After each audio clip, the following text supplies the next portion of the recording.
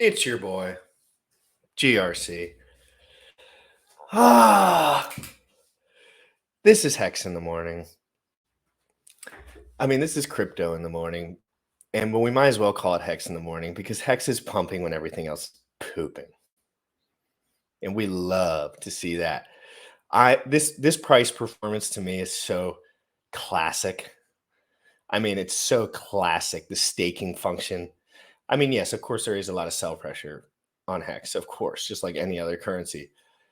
But when those sellers dwindle and all that supply is staked, my friends, and then there's a massive airdrop. Wait, the biggest airdrop in the history of the universe. That's interesting, right? I think so too. And I think that might have some very, very bullish implications on the Hex price moving forward. Guys, today we're going to get into the nuts and bolts of liquidity providing. We want to be able to show people what liquidity providing actually is. Guys, just a FYI, I haven't provided any liquidity myself. I'm starting to because I'm going to do it just so I know what's going on. But that's not a part of my game plan moving forward. But you know what is part of my game plan? Speaking actual truth and the facts of the situation. Because the more I ask questions, the more I get flaky answers from people that have never done anything that they're actually talking about. And I'm not saying that there's Hexicans that don't have a lot of experience, but I know there's some that are very clear in detail. We talk to those guys and we know who they are. But in general, when I ask a question to the Hexican community, when I come back, I have more confusion than ever. And so on here at Crypto in the Morning, we're going to change that a little bit. Guys, we love the Hex community. I love everything about this shit. We're taking over. There's absolutely nothing that can stop us at this point. Guys, enjoy this song. I love you very much. Young folks, you tripping on them motherfucker. Richard Heart. Richard Heart. Bought my Hex from the fucking start. Point one every day we mark. Bought my Hex from the fucking start. Sacrificing all this bread like I'm Richard Hart. Got paid on big payday and I had a hairy start. Now I'm checking on my pulse just to check my heart. Bought my Hex from the fucking start. Sacrificing all this bread like I'm Richard Hart. Got paid on big payday and I had a hairy start. Now I'm checking on my pulse just to check my heart. Checking my MetaMask moving. Look at the Hex, he is mooning. Looking at wives they be choosing. Peter is why they be losing. Pulsechain's out, now get me a check. He's gas up and it got me a mess. Remember the times he died collect. Hex I been eating, I'm dying in the best. Getting this back like a year ago. Getting this pulsechain lingo. Swerving the ring like a Lambo. Getting this back like a year ago. Getting this pulsechain lingo. Swerving the ring like a Lambo. Bought my Hex from the fucking start. Sacrificing all this bread like I'm Richard Hart. Got paid on big payday and I had a hairy start. Now I'm checking on my pulse just to check my heart. Bought my Hex from the fucking start. Sacrificing all this bread like I'm Richard Hart. Got paid on big payday and I had a hairy start. Now I'm checking on my pulse just to check my heart. Richard Hart.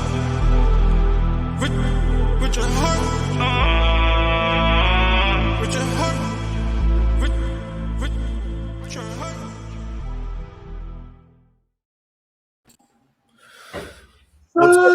What's Good. up? Dude, today it's been a fantastic morning. I feel like on the weekends, because I take off from working out, that I get like a lot of stuff done. Oh, you take off? That's interesting. It's very interesting. Well, I'm still going to do cardio. I'm probably still going to do some stretching, but I won't spend time actually in the gym.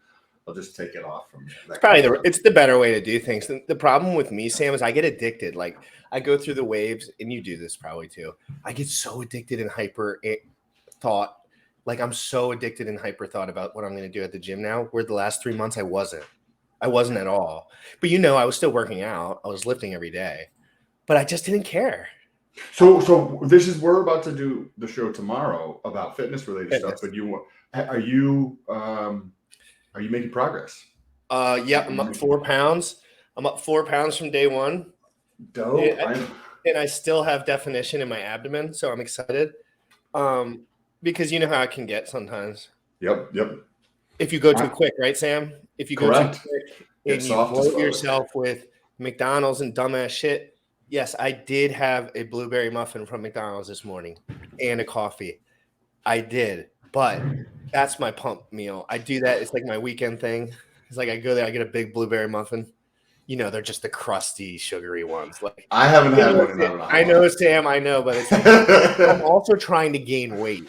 So it's like 450 calories, dude. It helps me a lot. Trust me. When I'm at the gym, dude, that shit is circulating through my body at like, you can feel it when you don't have that dense sugary stuff in general. When you actually eat something and you go straight to the gym, you're like your PR. Like I was pulling so much weight today. I'm telling you, I was doing reps like this. I'll stop talking about fitness after this. I was doing straight back reps like this, rows with like 120 pounds, pretty heavy. I just started doing one fucking arm. Like I literally took one arm and started doing it. I was like, calories. Yeah, the extra calories make a big difference when you go, especially when you're bulking in the gym. Make a massive difference. It's crazy, dude. I was literally like 70% stronger in that moment. I was just like a freaking animal. It was crazy, dude. I was aggressive at the gym today, very aggressive. I'm lucky there was no cute ladies around. I'm down 12 pounds, so I think I'm going slightly too aggressive. Too aggressive, dude. Too aggressive, bro. You don't want. I'm actually increasing calories a little bit. Yeah, don't stress your mind out because you know how it gets. No, I'm not even. It's just too easy. But you know, like if you're not, I know it's easy for you, but you also want to rest and be. I know you're rested, but like, you don't want to put your body through too much like overstimulate. You know that because it always comes out in the wash at whether that's aging or like, you know, and you know that, and you probably. Once you go through and do something so many times for so long, you just get so good. It's like it sounds like I'm being pompous, but like you just get good at shit. It's fucking like to drop body fat is relatively easy to do. People were like, dude, you can't gain 10 pounds of muscle in 90 days. I'm like, you're retarded. I'm like, this is good. I was like, first of all, I was 14 pounds heavier this time last year. So you got to understand that first. I was 14 pounds of pure muscle heavier than I was right now. First of all, gorilla mode, absolute gorilla I was. Okay. Real quick. I'm going to talk to the chat for a minute. GRC, you two mentioned everything was a lie in that no bodybuilder told the truth. Please tell us the alpha, AK. That's a long conversation. I can so actually, AK, this is perfect preview for tomorrow. Yep. We'll have a segment. I'll share all of the details of what I'm doing. I'm taking compounds that you guys are not aware about. I'm doing shit that you guys are not aware about, but the fundamental pieces is like what you need to do. The other stuff is just like, you know, fluff on top. Like I always tell people, if you want to see my last natty pick I ever took, I looked better than you. You done trust me that I look better than you. I probably look better than I do now. I'm 100% serious because I was way more analytical about my micronutrients because I had to be, right? Like I had no choice. It's like a crutch because if you use compounds, you can go eat more shitty food if you care to. Well, I don't eat shitty food. I just eat less. I just don't eat. That's my problem. Like Sam is a research chemical, pretty much. Yes. Okay. So AK, tune in tomorrow. Well, I'll write out. Guys, I'll do a quick disclaimer for tomorrow before we move on. There is some things that me and Sam know about fitness that would absolutely blow your fucking cap off your head. Not all of that. You gotta understand, guys. There's nuance here. We can't explain shit over. This doesn't make sense. Me and Sam could talk to each other, but if you want help from one of us, ask us for 30 minutes of our time or an hour of our time or pay for it. But don't stop asking me these questions that would take me 90 minutes to answer in the chat, right? Like if you know me, we love the detail. But tomorrow, I say we get into a little bit of red pill fitness alpha. Yes, 100%. There's some. I have a lot of stuff to cover for that. But I want you to be tame. My mother watches.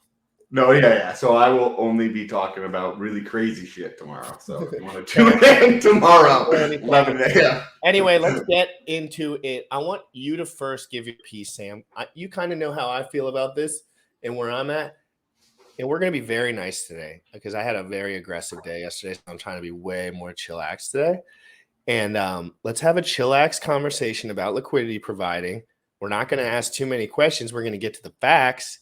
But let's talk about the nuts and bolts right now, Sam. And what misconceptions, maybe, do you think personally that some people have, not the Hex community, but the average user that maybe hasn't provided liquidity doesn't understand?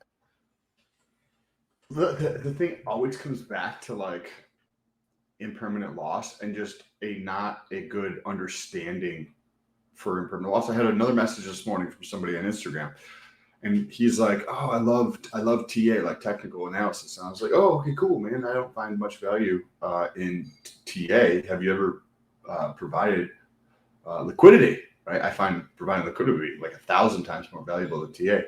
And he goes on to talk about, "Oh no, because the impermanent loss, I don't want to lose shit."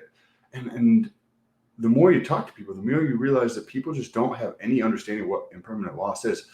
For anybody who's listening, you can have impermanent loss and you actually are profitable. Right? Impermanent loss is another fancy phrase for people to describe opportunity cost. When you were with your previous girlfriend, then you chose to be with her and then not to be with one of 1,000 other or 10,000 other girls, right? That's an opportunity cost. That's all that is. That's an opportunity because you chose her, not one of the other 20 million girls out there, right? Opportunity cost. If you went to McDonald's this morning, right? You got some coffee and you grabbed the muffin thing, right?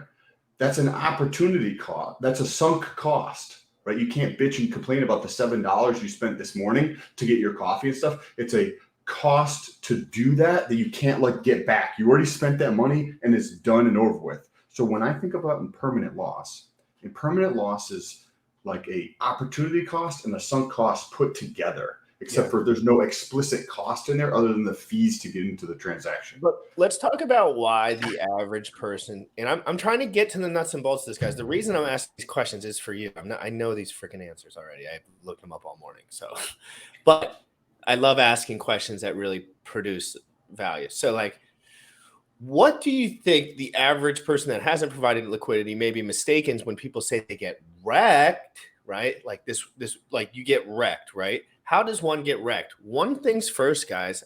First of all, I'm not a genius. I'm just telling, this is literally how it is.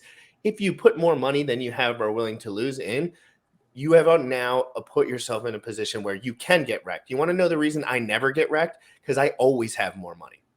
I always have another way, like, not like a fuck ton of more money, but like I make sure that I'm putting more money into the system.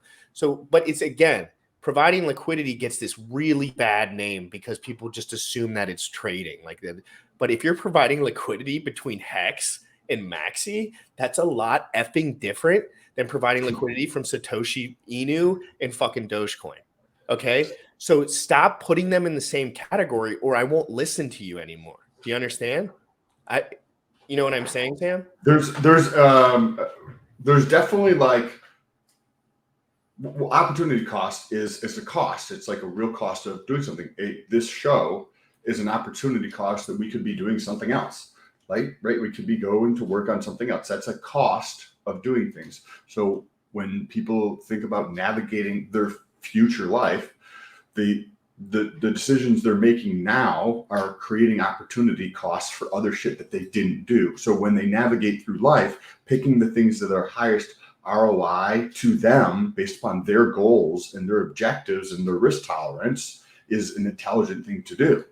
So when you look at like something, I think of it in there's like 3 parts to kind of consider, right? You got to understand what the fuck it is, first of all. But you want to be okay with holding either one of these tokens if you, from the impermanent loss standpoint. Impermanent loss is, so say if you have, for example, Hex and say ETH, right? If Hex does a 10x, right? and ETH does a double or a triple, then at the end of the period of time which you were holding, which say that took place over the course of a year, that Hex did a 10x over the course of a year, right? Right. Awesome, fantastic gains. Now, if ETH does a triple over that year, right, and you put in LP, then you at the beginning of the year decided to put money in each one of those, recognizing that if at the end of the year Hex does that 10x, then you're going to be holding more ETH than you will Hex in your bag. But that doesn't mean it's not profitable. You can earn fees all along that way. So being okay with holding either one of those things is okay. And remember that if they change that ratio, say a year and a half, you're still providing liquidity, and a year and a half later, Hex comes in a 75% dip. Well, then what happens to your position? You have more Hex than you have. And what happens when you have what happens when you're providing liquidity for something that's less volatile, like the Hex and Maxi, for example? Let's say that potentially stays closer in, right? You could imagine that it wouldn't go over double or under double, right? So that would be the way I think. But like, so what's the difference in rate? And I'm asking you, just I know you might not know the specifics as the rate, but like, how does the rate change in the specific? Because I'm assuming with more liquidity, with more up and down in price action, you're going to have different kind of rewards and gains, right? Yes. Yeah. So with like, if you think of the spectrum of the bottom of like this window that I have here from each side to side as like the spectrum of potential prices that are available, and the price is like moving all over the place throughout this range, then you're going to have more. If you provide liquidity across this whole range, then you can make money across that whole range. But if you don't want to provide liquidity at the edges because you don't think that's you're like, hey, I'd rather do something else at the edges, or you want your position to be more profitable in there, you can do a concentrated position where you're only going to do it in like this third or something like that. So okay, Sam, and then when you do that, so when you do the concentrated position, because me and you were talking about this a little bit earlier, how does that make you feel better? Because it sounds like it's almost like a hedge, right? Like you're trying to be safer in a way. But remember, everybody's gonna. So you increase impermanent loss if you do a concentrated position, because think about like this whole hit harder. And then if you're only in this much and your capital is in this much and I'm in this much, then it has to go all the way outside of here, out of the screen here, for me to be all in one asset. If you go like, this is my range, that means you're a bigger percentage of the total pool at that range, so you're more profitable. But then if the price goes outside this bound, then you're only holding one of those two assets. So Shifty Sheep, great to see you in here. I don't know if I've ever seen you in here before. Thanks for joining in. Shifty Sheep, I like your name. Bitfinesse, thank you so much. Yeah, I think you're right on, Sam. I think you're right on this one, Sam. I totally agree with you. Can't wait to get into this more. Let me read the comments. Donner Swans of House Donner has entered the chat. Great to see you. T-Bird all over everything all the time. When you LP, you need to track the performance of the two assets. Ooh, it seems like somebody knows what they're talking about. When you LP, you need to track the performance of the two assets in the pair very closely. Ideally, you want both assets to perform excellently alongside. Yeah, so like something like for example, Sam, Ethereum and Hex. I own Ethereum and Hex. I wouldn't want to be stuck with a huge bag of Ethereum, but again, if I had to be, I would just swap it for Hex. So, because it would be, if it was one-sided either way, Hex would be high or low. So it would be just doubling back anyway. So like you're catching the bottom on one of those ends anyway. Like you always said, like you can take your profits from liquidity providing and buy the asset that you just got over leveraged on. So now if people were doing liquidity on two coins that they didn't like, then then there's going to be some problems. Right? Because if you're like, hey, I like ETH, right, but I don't like this other thing, but it's super profitable. Well, then what happens if that's a rug pull? What happens if that's a scam, right? Because then not only you're just left with the scam coin, but then people who are scamming will pull all the liquidity out, and then you're stuck holding the scam and you can't even get out of the scam. Right? So like you can't get out of the scam, and it could potentially lose its value altogether. 100%. And that's so that it's different, guys. I'm trying to say this for myself and for the crowd, guys. People go into liquidity providing. I can imagine, like myself, let's say I only had $1,000 and I was a young kid and I started springing my ass onto the internet. I would go straight to Shibu, Saitama, and Doge pair because they give you 245%. And I would say, let's do it. I'd lose it. And then everyone, for the rest of the time, I'd say liquidity providing is stupid. But really, all I had to do was plug in the two assets that people actually hold long term. Because if critical mass is holding long term, you're not going to get wrecked. You know what I mean? Like, it's just the flimsiness of the blockchain itself or the project itself that is going to get you wrecked. So why don't we just think about this more logically and go to the pairs that we already have studied deeply and we trust? We're gonna invite something special on the show. One of your best buddies.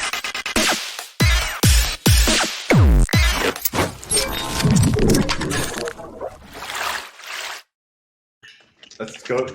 Yeah, boy. Yeah, boy. Oh shit. Damn, dude, you're looking lean and shit already, bro. You guys both are looking good. Man, I'm not even back in it. I'm not even really back in camera it. to the side. Oh yeah. Can you twist? Yeah. Gotcha. You're the How you guy. doing, bro? Hey, cheers. Enjoy your protein Cheers. shake. Enjoy your coffee, GRC. Wendy's, what's good, brother? So what's up? I wanted to I love your experience with LP, and I enjoy talking to you about LP. So one thing that before I want to hear your thoughts, I want to mention, because it's really, really, really, really important what the person wants. Because Absolutely. So the one thing I don't like hearing is like, I don't know if you're intentionally doing it or not, but it's like almost like underplaying opportunity cost. Because as an investor, opportunity cost is like something very, very important, right? So if I told you about Hex on day one and you ignored it to go into ETH, how much did that opportunity cost you? $1 million per $100 that you had that you were ready to invest. Like that's huge. That's huge. So opportunity cost is actually huge. People do that with relationships. I just don't see a point like a valuable. Well, yeah. So there's a point where like it's not healthy to do it in hindsight, but we're talking about in the moment. So like when you're providing liquidity, that you need to be like really thinking about your position and stuff. And for me, I think like for most like guys that are probably like relatively like small bags and stuff, you're sometimes better off just holding the asset, because like let's say I have a lot of liquidity, right? Let's say I have like $10 million on both sides, so like 20 million total, right? If I can't sell and like without like really like causing harm to the price or something, and maybe I'm bullish on both assets and I just want like an ROI in the meantime, because like Pulse's ROI is probably going to be like less than 1%, and like PulseX is, you're not going to be able to like stake like a whole bag of like that much at a time, then maybe something with like providing liquidity could be beneficial if I wanted like an ROI, if I wanted like income or whatever. But I think for like a lot of small guys, like sometimes it's just better to hold the underlying asset, because you don't know for sure which one's going to do better. And if you're selling the one that's doing better, which is how LP works. If you're selling the one that's doing better and it does a lot better, then obviously hindsight's 20/20. But that's why I'm saying like, and I'm not saying like you should go back like me, for example, right? Like I was in Hex day one. Hex dropped like ridiculous on day one, and I was like, I got really fucking pissed because I put a ton of money in it at first, and I just like boom, shut the computer and like walked away for like a month, right? Fucking grinder.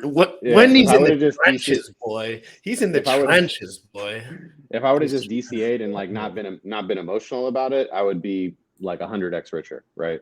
So well, the fact that you even stuck around. I mean, you stuck around after an 80% dump off the jump, and you're here today talking about everything is probably pretty incredible. Obviously, everyone. I mean, it was more than 80%, which is why I got so pissed. Because it was more than 80%. Damn. Well, just think about it like this. Everybody was saying scam, right? Like everybody, because there was no there really wasn't a real Hexagon community like there is now. And so like I was in the ETH community. So like everybody that was in ETH with me was like, dude, you just got scammed. Like, because imagine like it drops 90% in a day. Oh, you're yeah, like, I would be all over. And then all your buddies in ETH are like, you just got scammed, and like they're just talking shit the whole time. So you're just pissed. It's fucked up. Yeah.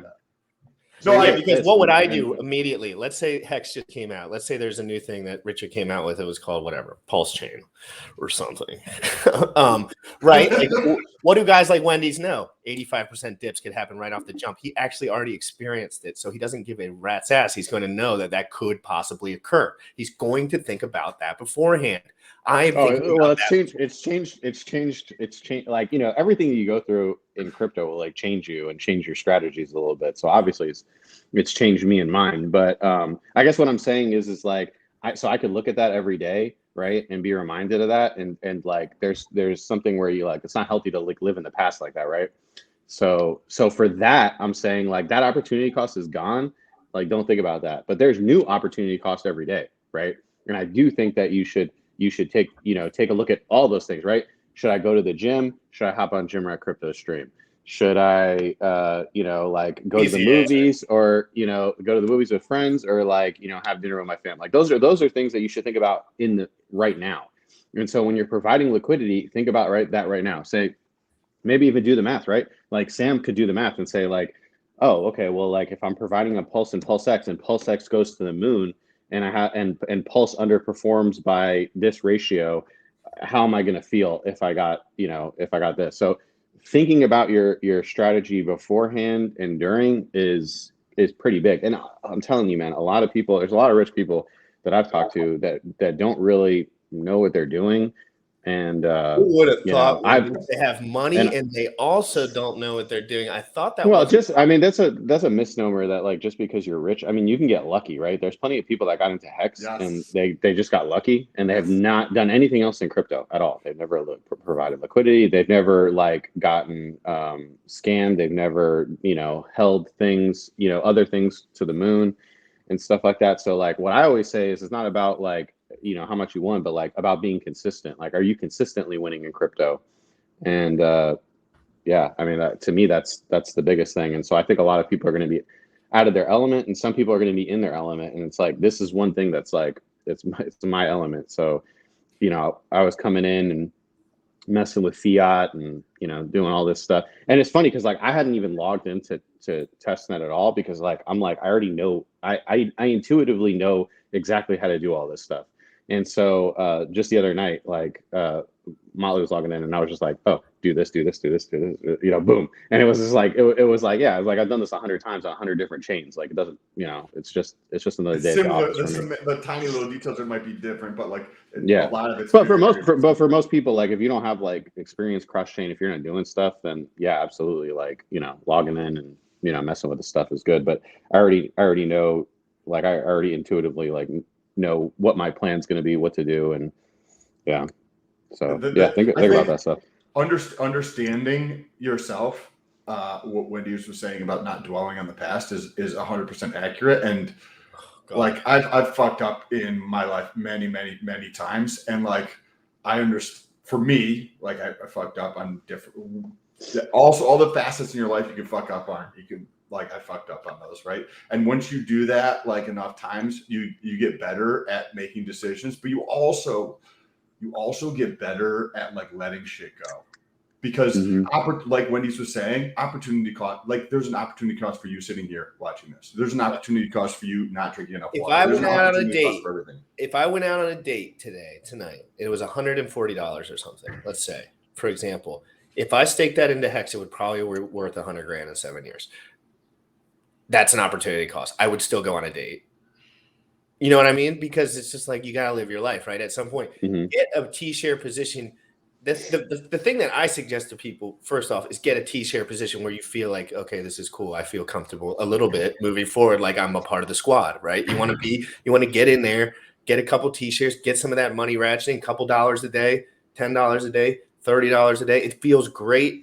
And then, in my opinion, getting into this is at least how I've done it. I tried to do things by the book first. Now I'm spreading my little wings as far as learning, but I just got all my ducks in a row first. Now I'm learning, right? Like, I did exactly what Richard Hart told me to do it every step of the way for a year straight. It's worked out flawlessly. So I am excited about that moving forward. The fact that he's so consistent in saying things that kind of happen in the future. You know, like he's very aware of this ecosystem, and I know he has so much more knowledge than me. So I just defer on some things until I get to the point where now I'm like, okay, I can free think now because I'm a little bit more like locked into my positions. I got my sacrifices. And this is when I start bringing up stuff like providing liquidity, I immediately get backlash from people that have never provided liquidity. This stuff, and neither have I. But I ask questions, right? I go straight to YouTube and Twitter, and I start asking. What is the backlash? Like, what do they say? They just like, don't promote trading. You're going to get wrecked. Like and I'm like, is this really trading? Like, don't you have to provide liquidity in order for a it kind of is like trading in the sense that like it's automatic trading, right? Like because your coins are coming in, coins are going out. So it is trading, but it's not like you're not actually like, you know, actually it's kind of also a little bit like a business, so to speak.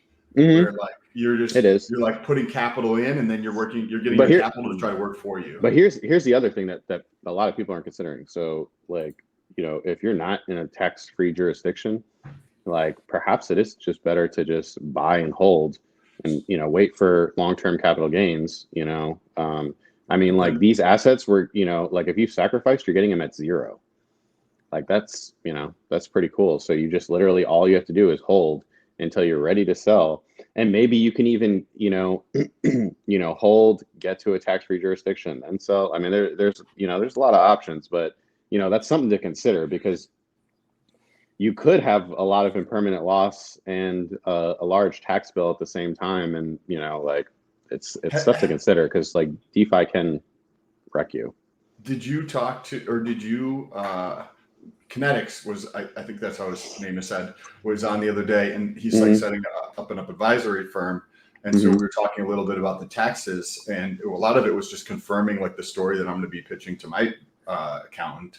It was what I told you guys before. I said the same thing, like on a stream with you guys, like days before. I said that like, you know, as far as the government concerns, it's like coin to coin is a taxable event. And that's when I said, but like from the tax perspective that I found super interesting, you stake for Hex, right? But the story I'm going to tell my accountant, because this is how I see the world, is that's a capital loss year one. Say if it comes out in year two, then that's going to be the gain there. I love you. That's how it works with like the taxes on a CD. If you go look, Sam's the only guy that goes to his fucking accountant's house and lays down the fucking law. Like literally, Sam goes to his accountant. He's like, "Here's my numbers. I don't want to pay shit." He's like, and this is why I'll document it. I'll tell my story. It's all right there. He'll do it in the most accurate way you can. You can only represent your funds. Well, that's the funny thing is like you can argue a lot of stuff. It's just like what happens at the end of the day. You can have the opinion letters and everything like that, but how it all goes, like we don't know. So at some point you do have to protect yourself and you know, like not going crazy and like saving a lot and all that kind of stuff is pretty smart. Okay, that was literally about what I was going to ask you. So GRC, I don't know, you just heard Wendy's casually mention it, but how I think about it is I'm just going to, as I continue to progress, and I was going to do this in business anyway, is you just allocate a portion of the income to set aside for legal, right? And that could be larger or smaller depending on how you perceive or like where you decide to like push things like legally or from like the tax perspective, because like you don't know when you get into the courtroom, like you can have the best case in the world, have it all backed up and everything, and then you could still have clowns that are like making decisions, right? And you can't dictate if a clown is making a decision, even if you have the best case. If it's a clown making a decision, it's a clown making a decision, and that's terrible. Allocate that money. Judges can be very, very different, you know. So one might be in your favor, and you know another one might just hang you up to dry. It's just like you know, doctors. There's luck involved. Yeah, absolutely. No, I do the same thing with my doctors. I've always muscled my doctors. Like since I was just a boy, because I just knew somehow I knew intuitively there's no way they can reach this stuff as in depth when they're working all day long. There's no fucking way. I put that together so early on. I was like, you're telling me, because I asked my doctors, I'm like, how many appointments you guys do a day? they're like 16 to 20. I'm like, you're so wrecked, dude. You don't learn anything. You're in here all day long. 20 appointments? What? Are you kidding me? You should be doing 3 and like studying all day. Like, you know what I mean? And I go in there and start talking about testosterone, Adderall, amphetamines, dopaminergic reactions, and they're just like, get out of here. And I'm like, you suck. I'm like, dude, I came here as an 18-year-old and told you why you shouldn't give me Adderall, and you still gave me Adderall. Like, it's like they're there to turn and burn because they get paid per visit. I know, but it sucks because when they're in college, they're not thinking like that. When they're in college, they're like, man, this is going to be fucking incredible. I'm going to change the world. And then the pharmaceutical companies are like, think you're changing the world, Buppy? Like, well, that and then also like the student loans, right? Like, so like, I have a lot of doctor friends because I was a nurse, and most of them are wrecked. Like they're wrecked. No, like worse than wrecked. Like you think these guys, like they're working all day long to the point they work a lot of hours. Like people think, oh yeah, I want to marry a doctor, and it's like, well, I mean, if you don't want to ever see your husband or wife, like sure, but and then the other thing is like you'll have a nice lifestyle, but you'll always have that looming like 6-figure debt over your head. So and imagine, and then look at me, right? I had no debt. I did nursing school, and I graduated decades before every doctor I know. So. Opportunity cost, right? Because you're going to be in school for 12 years or whatever it is longer. Beast mode don't play by the rules, guys. The rules don't lead you to the right direction. Yep. Play your game. Wendy's was playing his game the whole time. He said, I'm going to use this. And it opportunity cost, right? Like I was working 2 jobs. I was, grind mode and everything like that. And like, so a lot of people now they'll say like, they'll see like a picture or something or whatever I'm doing. And they'll say, man, you deserve it because we saw that sacrifice that you made, So, and I'm like, yeah, I do. So for people who are thinking about like liquidity providing, right? Like for a lot of people, maybe it's even only going to be a tiny portion of the thing just to learn. Yeah, right? I've told people, I said like, hey, like maybe start with like 1% and then you could just say 100x, right? Like, so you could just do, times 100 and that's your gains or your impermanent loss, So if you have like a $20 impermanent loss, right? And then you times 100, right? And you could say like, oh, okay, am I cool with this versus these gains or, am I not? And then, you can kind of go from there. But I mean, just remember like, the earlier it is and the more volatile it is, the crazier it's going to be. So I'm not doing anything early on. With what personally. Wendy's is mentioning, for anybody who doesn't like is not necessarily aware of it or whatever, hasn't thought about it. Like if you're say Pulse and PulseX, in the first several weeks, months, potentially year, I would guess, you're gonna have this ridiculous amount of volatility. So say, for example, somebody does provide liquidity and they're like, okay, cool, I'm gonna put up this Pulse and then I'm gonna put up this PulseX. And because of the volatility, you could put these up and within the course of 6 months, you could be all in one asset and then all in the other asset. Like all in the course of a 6-month period of time, because volatility, if this is the range, the volatility, the price at which things are trading at, the ratio goes all the way to one side, meaning you're all in one asset. And then it goes in the next 6 months, goes all the way to the other side. And now you're all the way in the other asset.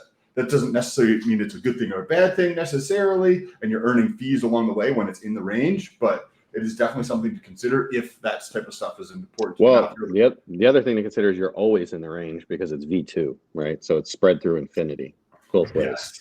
Did you heard anything on that? Like, are they going to come out with like? Well, they legally can't for like another year and a half, I think. So maybe a year. Yeah. So I would assume he would, like once it's open source. Why not? I mean, he's got so many devs. Like, what about? Isn't there like? Wouldn't be nothing. Doesn't Sushi, or I was looking at them, a bunch of them yesterday, and one of them had liquidity, not liquidity. Yeah, it doesn't really work the same. It doesn't really work the same or as well. I think like Uniswap V3 is much better, but yeah, honestly, I don't know. He might do it like as another. Well, no, I don't think so. Actually, I think he might not do it just because if you do that, you can't do the whole like liquidity providing thing, right? And it would technically be like a whole separate thing. And so I don't know how the fees and everything would work with that. And I think it's better in our interest for PulseX that he just leaves it like it is. And it's not necessarily better for like if you wanted to, make like like limit orders at, like certain price higher or low, like buying or selling, but it's better for like the overall like buy and burn, which has been insane, by the way. We're over 40 billion coins on testnet burn now. It's like I made a meme about that last night, and I was just like, man, this is like crazy. Like people are gonna, and we're seeing it like all the time now, because it's almost every day that someone's like, hey, how do I get this? Because like they're taking note on that, on Twitter, because it's posting every single day how much it's bought, how much it's burned, and like, I mean, eventually you take notice, right? Like you say, oh, okay, it did like 300 million coins. What's that?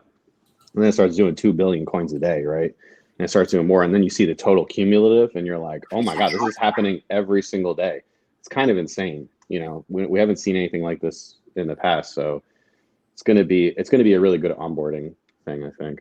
This is it's going to be super exciting. What are your thoughts? Because like testnet is just basically like made up shit at this point, right? Like, and people, when they have their actual money in there, don't necessarily follow the same actions that they would follow when it's monopoly. Oh yeah, it's all marketing right now. So if you see someone drove the price to like fiat up to like $11,000, it's because if you have a shit ton of coins, like you're not doing anything. Like me, right? I haven't even logged in under my account because I don't need to. I'll just do it when it's time, when it's game time. But so I could theoretically log in and pump whatever coin I want to the moon. I could, right? And so like, let's say I have a position in a coin, like a decent sized position, but it's not as big as like my pulsechain and pulse. I can do that, go in there and pump the shit out of it, right? And then like drive the price up, and then everybody, like people are talking about it on Twitter. Oh my God, do you see like this went up like 11,000% or something like that? So you can do that, and they did it with like other coins too. It's also a good marker to see. Like people don't understand as well with the testnet, and this is something that I've observed, is people are generally lazy in general. So like people don't use the testnet either. So it is a good marker that people are playing with it. Like I don't care about the numbers, right, Sam? But I do care about the users per click, right? So I do want to see like how many guys, average ass dudes like Jim Rat, like Sam, like are just playing with the testnet, right? Like I think that is like that's the thing. Piece of information. And that's the thing. That's what I'm saying about like pulsechain. There's plenty of people. There's probably like exponentially more people that haven't logged in than have. That's just how people are. Like some people just want to wait until it's time. They do it for real. So what if it's more? 40 billion coins burned already, and it's testnet volume. Like the initial volume is going to be crazy. Like it could be astronomical. How many rich guys don't give a fuck about the testnet? Come on, Wendy's, you're a nerd. Like Wendy's is a rich dude, but he's also a nerd. He loves this shit. I know. But he also just said he hasn't even got onto the testnet. So there you go. That's a good example. And he's played with this shit for years. But like for the average person that hasn't played with this shit, I think it is important they use the testnet. But those numbers, I'm telling you guys, those numbers are small. Those numbers are tiny. And I'm not saying the number of coins, of course, but I'm saying the number of clicks are tiny comparatively. And there could be even more financial mass coming into the system than the testnet represents. That is not quantifiable. Oh, I guarantee it. Because like I said, like on the bot account, like people are commenting every day, like, hey, how do I get this? When can I get this? It's like, oh, you can get it in a few weeks. Like this. Social media phenoms are fucking. And the other thing is like, let's say pulsechain dumps, because I think a lot of people are anticipating that like pulsechain is going to dump at the start. Well, that's even more coins that are going to get bought and burned at a lower price. So the quantity at a lower price, so the quantity is higher and stuff like that. So it's like, man, I'm like, bring on the fucking dip. Let's go, because I'm going to be just DCAing in, and it's going to be glorious. Whatever dips. Like if it's pulsechain, I'll buy pulsechain. What? So okay. So like whether it's at one or the other, it doesn't really effing matter. You're just gonna acquire whatever one it is. Or I was strategy for both. Yeah, I was gonna do. Well, I'm not gonna say exactly what my strategy is, but I'll tell you. Like I'm gonna DCA every day, and what I was gonna do was I was gonna do like half and half, but I think I'm just gonna accumulate the one that's disproportionately lower. And so you said you're gonna DCA every day. So is that using like LP money kind of putting into it as DCA every day, or are you going to just like have a big bag that you're going to put in, or some combination of both? Like what are your, because not everybody chooses to DCA every day, because a lot of times for the people who are watching, they might DCA once a month or once every 2 months or every paycheck, which is every 2 weeks roughly or something. So when you say daily, is that because you're pulling from like LP money kind of thing, or you don't have to talk about it if you want to? Yeah, I get paid frequently, so I can afford to do that every day, and it's enough money that's like sizable. So I'm just gonna like, you know, just chunk it away. So I want to sell me your bags, plebs. Sell me your bags. I can't wait. Okay. So Wendy's, I want to hear your thoughts on this. And like I sold my car, bro. Like I'm walking everywhere now. You know what I'm saying? Like, dude, I mean, I'm not savage. You know, he will wait you out until I you're will. freaking blue in the face, and he'll take all your shit. I will. For not you know. legally. But again, you know, like it's about having a plan, right? It's about having plans, having contingency plans, and you know, just executing that plan. Because like sometimes in crypto, like it'll make you doubt your plan, right? Like something crazy will happen. Like let's say you were going to accumulate, like your plan was to accumulate pulsex because you're anticipating a dip, right? And then pulsex starts pumping at the start, and you're like, wait, what? Like this isn't supposed to happen. Like more people have pulsex. Why is pulsex pumping harder?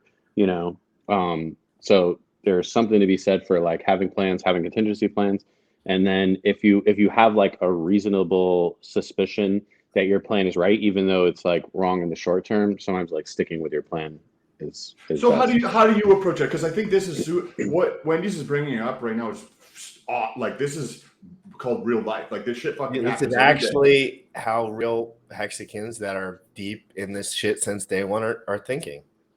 If the ones that are smart. This is your intention. I'm going to go from here to here, right? And then, you know, something comes up in the way and you got to change your plan. And that thing might just be some type of mirage or temporary thing. Yeah, like Wendy's absolutely. saying. So how do you think about those contingencies, right? You're like, okay. And are you personally going through and actually writing down your strategy and then like thinking about, okay, this, if on the specific details, I'm a big, like, I do a lot of writing like every day.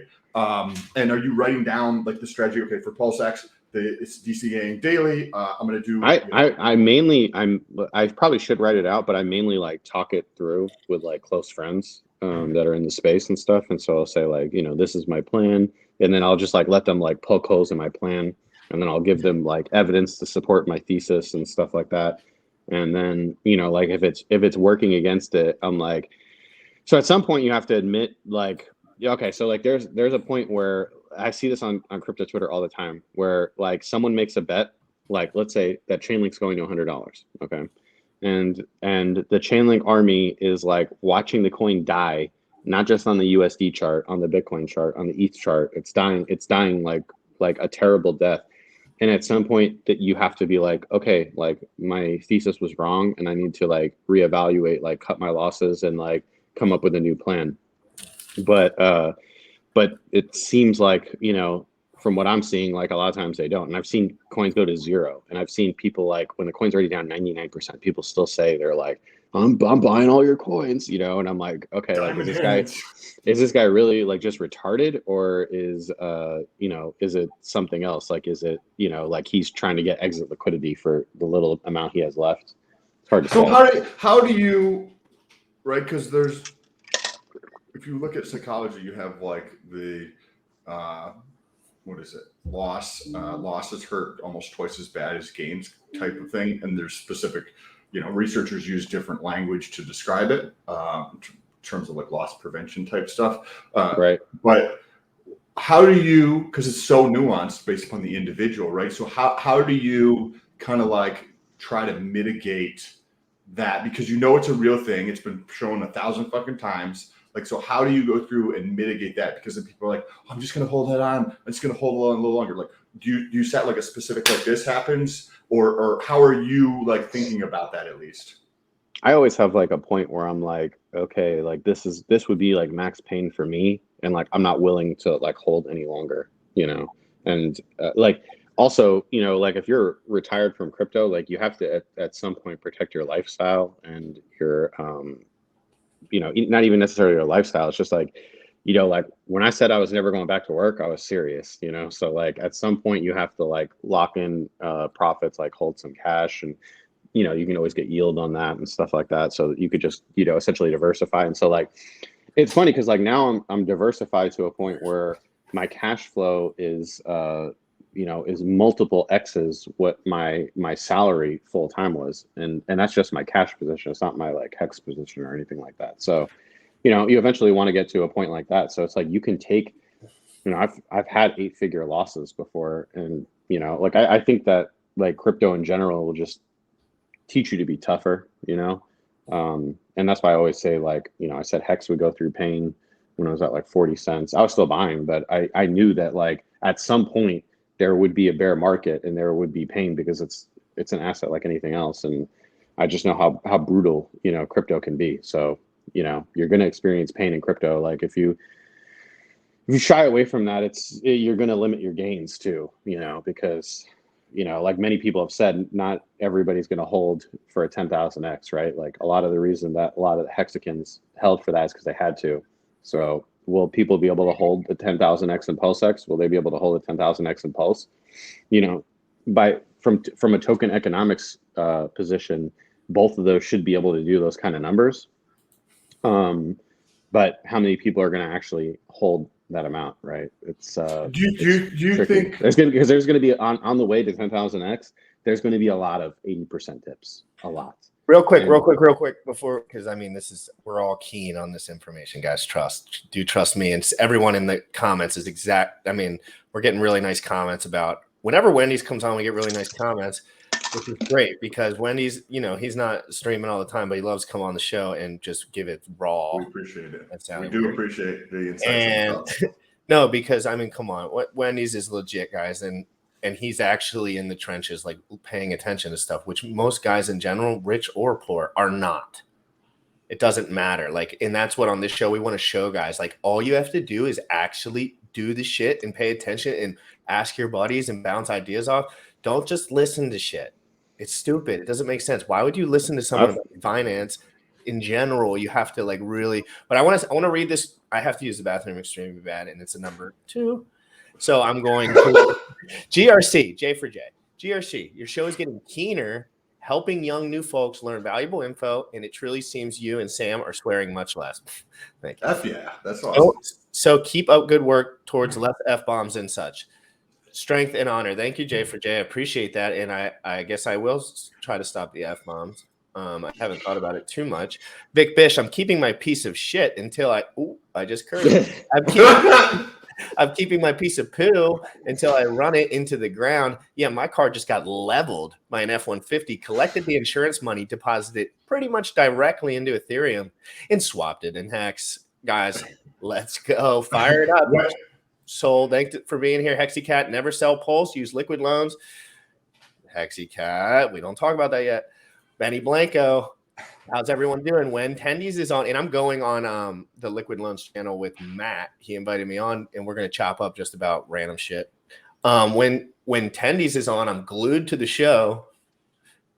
Tendies. Oh, yeah. I wanted to ask. I'm going to use the bathroom. Continue your conversation, guys. If you haven't already, smash that like button. Please share this out to all your friends on Twitter and Instagram. And if you have a friend who you think could use this information, send them the link. Guys, I want to say one thing. The biggest, like some of the biggest alpha, and I've said this like on many streams and like in Twitter spaces, is the best thing that you can do in crypto is make friends. Because like if you have other friends to bounce ideas off of, and it's honestly like it's the thing that changed my life the most. They'll help you hodl longer. They'll help you, like work out stress and think things through and all that kind of stuff. So yeah, make friends, it's a good community. And they all have different skills. Like me and Sam, like someone asked me about protein all the time, like little stuff like that. Like just as long as you're spreading the helpful word, like everyone has something to give. Like there's always information that people have. Wendy's was a nurse for a long time. I was doing stuff for a long time. Sam was doing stuff for a long time. We've all been bodybuilding for a long time. So like, guys, we have a whole life story that you can share with your friends, along with like we're in the best financial instrument that's ever been created. All right, guys, I got to poo-poo.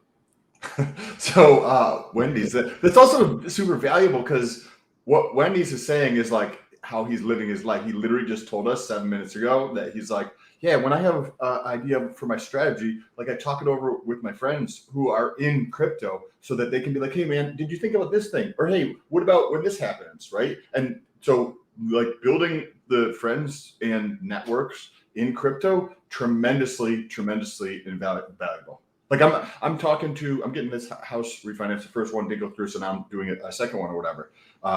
And the person is in crypto, and we're talking crypto, and just like that's part of the conversation of when I talk to her on the phone as a broker. Like it's great. I definitely enjoy it. Completely agree with that. I wanted to ask your thoughts on this. Okay, Coinbase last year did like $3.6 billion of net income. So profit basically. So that comes out to be like almost $10 million a day profit. It's crazy. Uniswap. Say if I'm average, and remember Uniswap V3 came out this month last year. So it's 1 year from today that we can get like, you know, the concentrated liquidity and the limit orders and stuff. But they're doing say 1.2 a day, roughly billion a day in terms of transactional volume. If you take that times 0.003 on average, then that's I think it ran the numbers. I think it was $3.6 million per day, or about 1/3 of what Coinbase is doing now. You are big and bullish on Pulse. So am I. PulseX. So am I. Hex. Right. Yep. Is there like an idea or a place where PulseX is surpassing Uniswap in daily transactional volume? I don't know. I mean, a lot of things are going to have to go right for that to happen. I mean, if we can even get close, it's just going to be so profitable for people. It's quite possible. And I mean, like, as people find out about it. So like I told you, just from the bot alone, like people are finding out about Pulse and PulseX. So I think as people like see, okay, because like what does holding Uni do for you? Nothing. Right? I mean, you know more than I do. It's just like a fake like DAO coin. Yeah. Basically. Yeah. Like a lot of people held it because they were thinking, oh, eventually maybe there'll be some like yield sharing, like almost like dividends or something like that from profits. No, it's never happened, and I don't think it's going to ever happen. So, as people start seeing like, oh, I can transact cheaper, I can transact faster, and I can own essentially like part of the network, like I can share in its success. I think that's kind of like a no-brainer. So like it's on us to just like, get that word out there and stuff. And, we can do that like various ways. So, I think that the potential is there, and I think the potential to do better is there. Now, breaking into mainstream is always hard. Like Hex never really did it, although Hex has come so far from day one. In under 3 years, it's come like light years from where it was. Like everybody was calling it a scam back then. And now you still have people calling it a scam, but it's much less. And as time goes on, that kind of like goes away and people start like capitulating into it, right? As like the gains, stay up and stuff. So I think Pulse has a much better chance of breaking through the mainstream. And we've already heard that like one centralized, top exchange is going to list it and stuff like that. So I think it could happen. It like the stars are going to have to line up properly. But I think that even if that doesn't happen, there's still like a point where we're going to make so much money that you just don't care. No, correct. But what if it was like the gold standard of DEXs? Yeah, I mean, if that does happen, like I'm sure you've done the math. Like it's pretty insane of like what could happen. Yeah, the buy and burn can get insane. And I mean, if you just look at like what testnet is right now, like I think about like how much I sacrificed with my multiplier and how many coins I got, and then I'm looking at like the daily burn. Sometimes it's like, oh my. Are you doing the math like as a percentage? Oh. Yeah, and I'm like, oh my god, this is insane. This is like literally insane. And I've called it before. I've like joked about it like as it's the Giga God whale. Like PulseX has a Giga God whale. Some people have called it like God Dex, whatever. Like it's funny to like name it all these weird things or whatever, but like it's literally built in. So the God whale doesn't buy all the time, right? Like in Hex, he doesn't buy all the time. He buys sometimes, and he's bought a lot. But like this guy, the PulseX one is buying every day, and you can literally push a button and like make him go over to the computer with his unlimited stacks and go buy and burn, buy, and he doesn't just buy. Like in Hex, he just buys it, right? And he stakes it out. So it's gone for a while, but those coins are going to come, and then he's going to have more coins, right, to eventually sell. He's going to sell some. like he even did with ETH. You know, maybe it's 10, 15 years down the road, but eventually he's going to sell. The pulsechain God whale doesn't ever sell. He burns those coins. Like he's the benevolent whale that we all dream about, right? You're always like, well, I want a whale to buy, but you're going to hold, right? Like this one's actually going to like, he doesn't even hold it. He's just like, boom, it's gone. Like, I don't even want the temptation. It's just get that out of here. You know what I mean? So like, it's kind of insane. And like, I think a lot of people like underplay the gravity of that, but it's huge. It's never been done like to this extent. Like it's massive. It is, and people are sleeping. People are still sleeping on it. It's hilarious. It is stupid. Like you run the numbers relative to Pulse, and I'm very bullish on Pulse. I think Pulse is going to do fucking amazing. But I personally, and I don't have the experience you do, and I haven't seen what you do, and I understand that layer 2s are always the biggest, right? But I'm like looking at this, and I'm like, there's a possible future, whether it's a small probability or large probability, where PulseX could be larger than Pulse. Absolutely. I don't think there's any question that could potentially happen. I mean, but I think there's also, just depending on the fees and how things move forward in the next decade, like I think the fee structure is really hard to predict. Like, even like I'm sure there's a person out there that could say, if there's this many users and this many dollars, the GUI will be this much, therefore blah, blah, blah.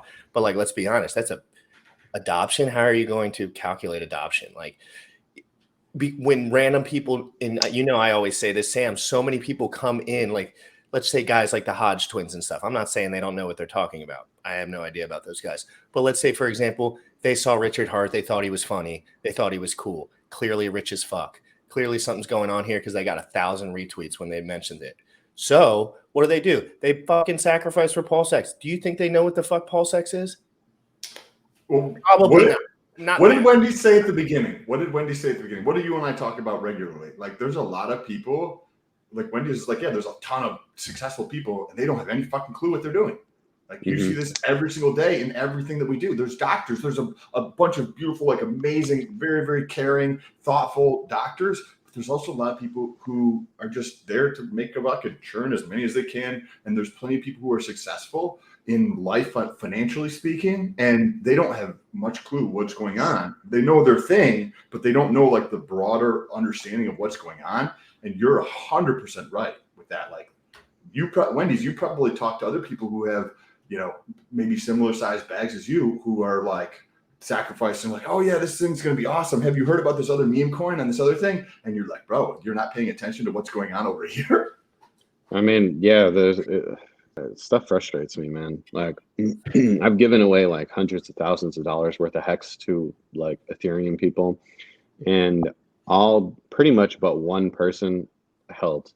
They all sold, and it's like, so you've seen it real time, like the actual numbers, spreadsheet numbers. Like some sold before a big payday too, and I was like, my God, what? You're a meal ticket. Literally, he was offering you free money, and he said, "There's a date where you're getting a lot of free money. Just stick around and stake your shit. If you're gonna do it, you might as well do it then." And they all just sold it beforehand. They would have literally been retired 10 times over, without even they could have still sold half their bags.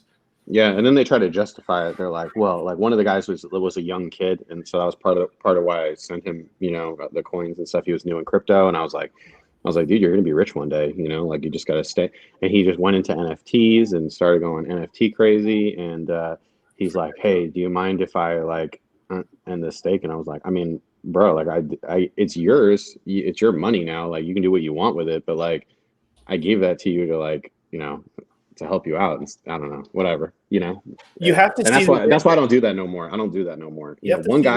One guy's actually like pretty decent in the community, and he's like, oh yeah, he's a pretty good guy. So I did bring him over, but like the other guy's painful sometimes to think about. I'm like, do you still talk to him? I should have just bought myself a Lambo. True. The younger kid, no, he's full NFT retard. I can't deal with it. So I follow him on Twitter, but I had to mute him too. I was just like, I can't take it. My mom loves Wendy's and Motley. It's like, oh, like we love Wendy's and Motley. They're so nice. So don't say the R word because she doesn't like it. I'm sorry.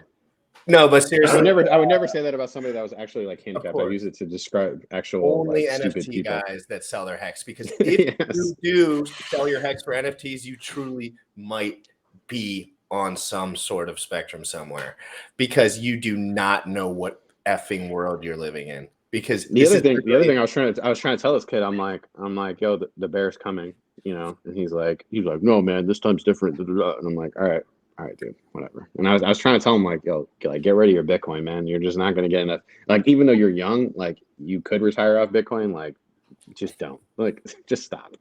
But you know, people don't listen. I don't know. I'm so proud of everyone in this community who's participating in the Crypto Fitness Challenge. Guys like Orca, Crypto Curricula, same guy, Chris right here. All these guys are in the chat room with the Telegram chat for the fitness challenge, and it's really made my life better. It's made my life way better, because now before I didn't care about my fitness that much, and I was still really ripped, but at the same time now it's like I'm doing it for some other reason, right? Like I'm not going to win anything. No one's going to be like, Scott, you're 3 pounds more muscle. That's so great.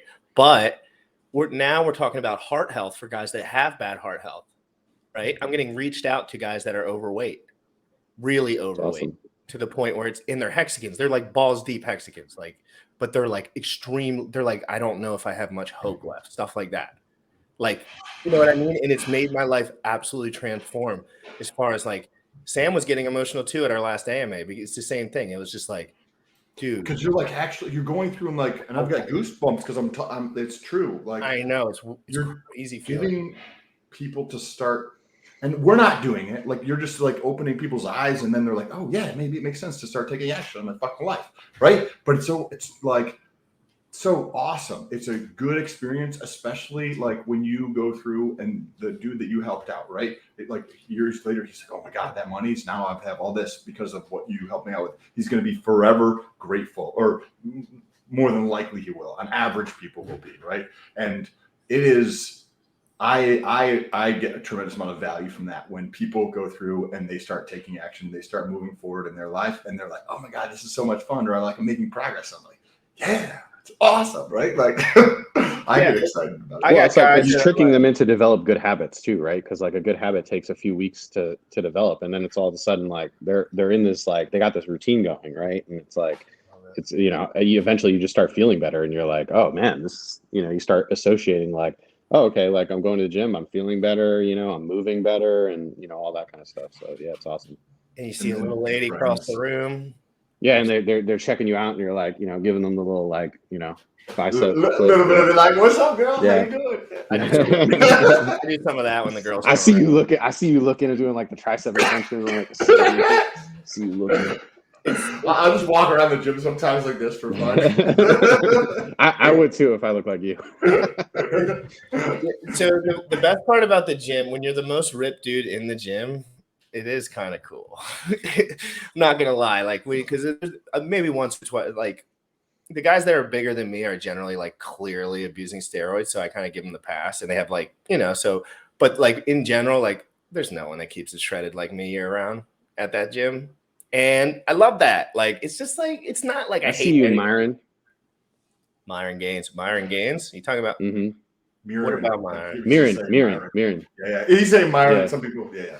Like no, Myron, his name's like, Myron. That's what he. No, Myron. Like, you know, like on the old forums back in the day. Yeah.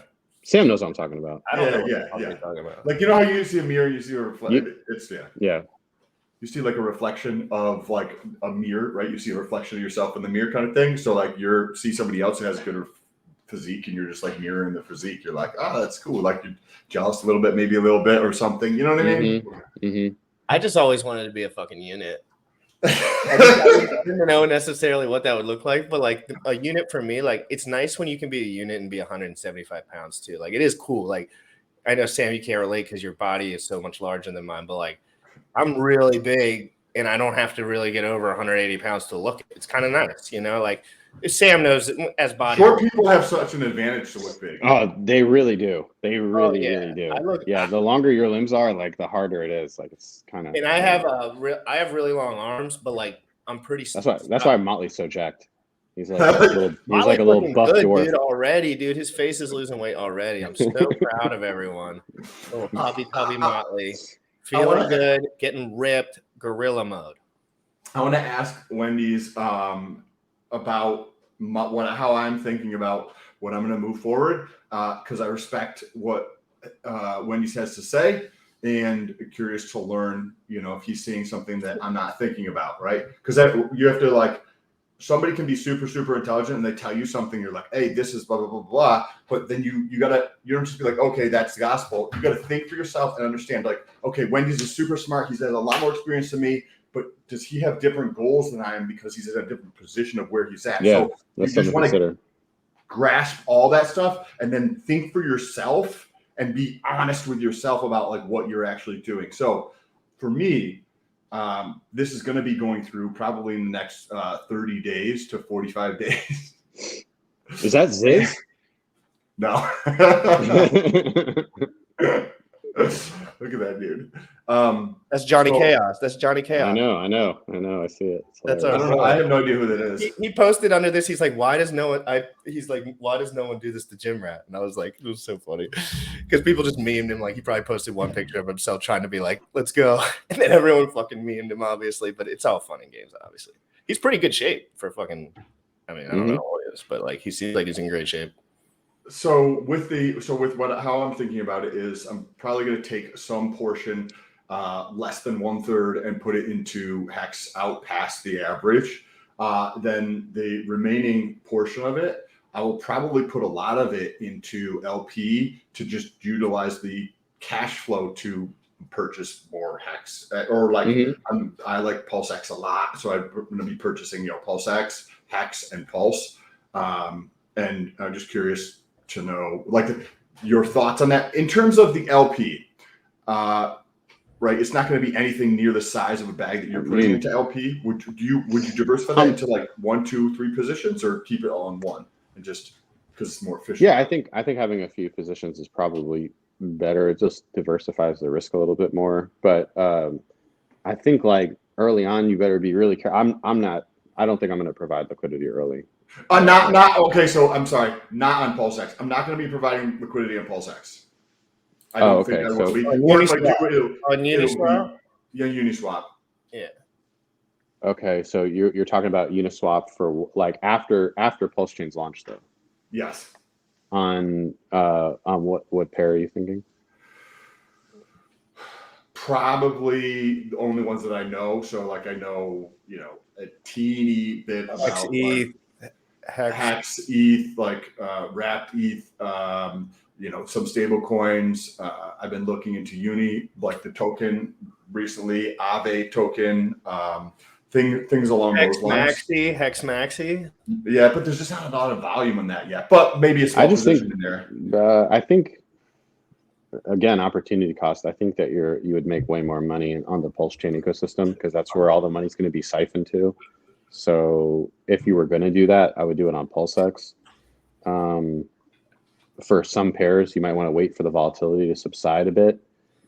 You have to mess with it. And that's why I say people start with 1%, because then you'll be able to see you can kind of tell if the volatility is really, really rough, but then also if the incentive reward is really, really high, you could always just do it with 1% and then multiply your gains or losses by 100. But yeah, I think there's something to be said with keeping it simple for some people. There is huge opportunity for LP providing. It's your strategy should be dynamic in the sense that you should be looking at multiple things, but then also be careful about the positions you're taking, because if you're on ETH and then most of the volume and everything is coming over to Pulse and you're holding ETH instead of holding Pulse, I'm holding no ETH, bro. I'm ready, to be, dollar costing in on the other network. So I think I'm under one. I think I'm under 1 ETH at this point. To me, if you wanted to do that kind of strategy, okay, so for example, if I wanted to do ETH and then X, Y, or Z or whatever, if you wanted to hold ETH, I would do ETH Pulse or something like that, or something on PulseX, so that, you know, and number two, you're helping your PulseX bag because you're providing liquidity over there. You know, the more liquidity that's over there, the more people are going to go over there to trade. So like, it's kind of like advantageous on like a lot of angles to be over there. And if you wanted to, like, Uniswap's not going anywhere.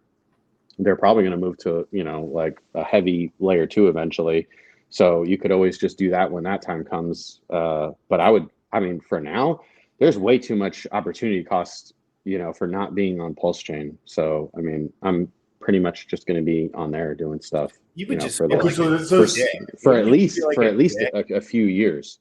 Wouldn't you So feel like that's a a- dick if you just When all that stuff dries out, you know, like when, you know, when maybe like some of the stuff comes back to ETH or whatever, and then you want to, like, you know, speculate on like an ETH pair and stuff like that. But it's like, especially you're new to the game, like, why would you hold ETH over something that's going to outperform it by potentially thousands of X?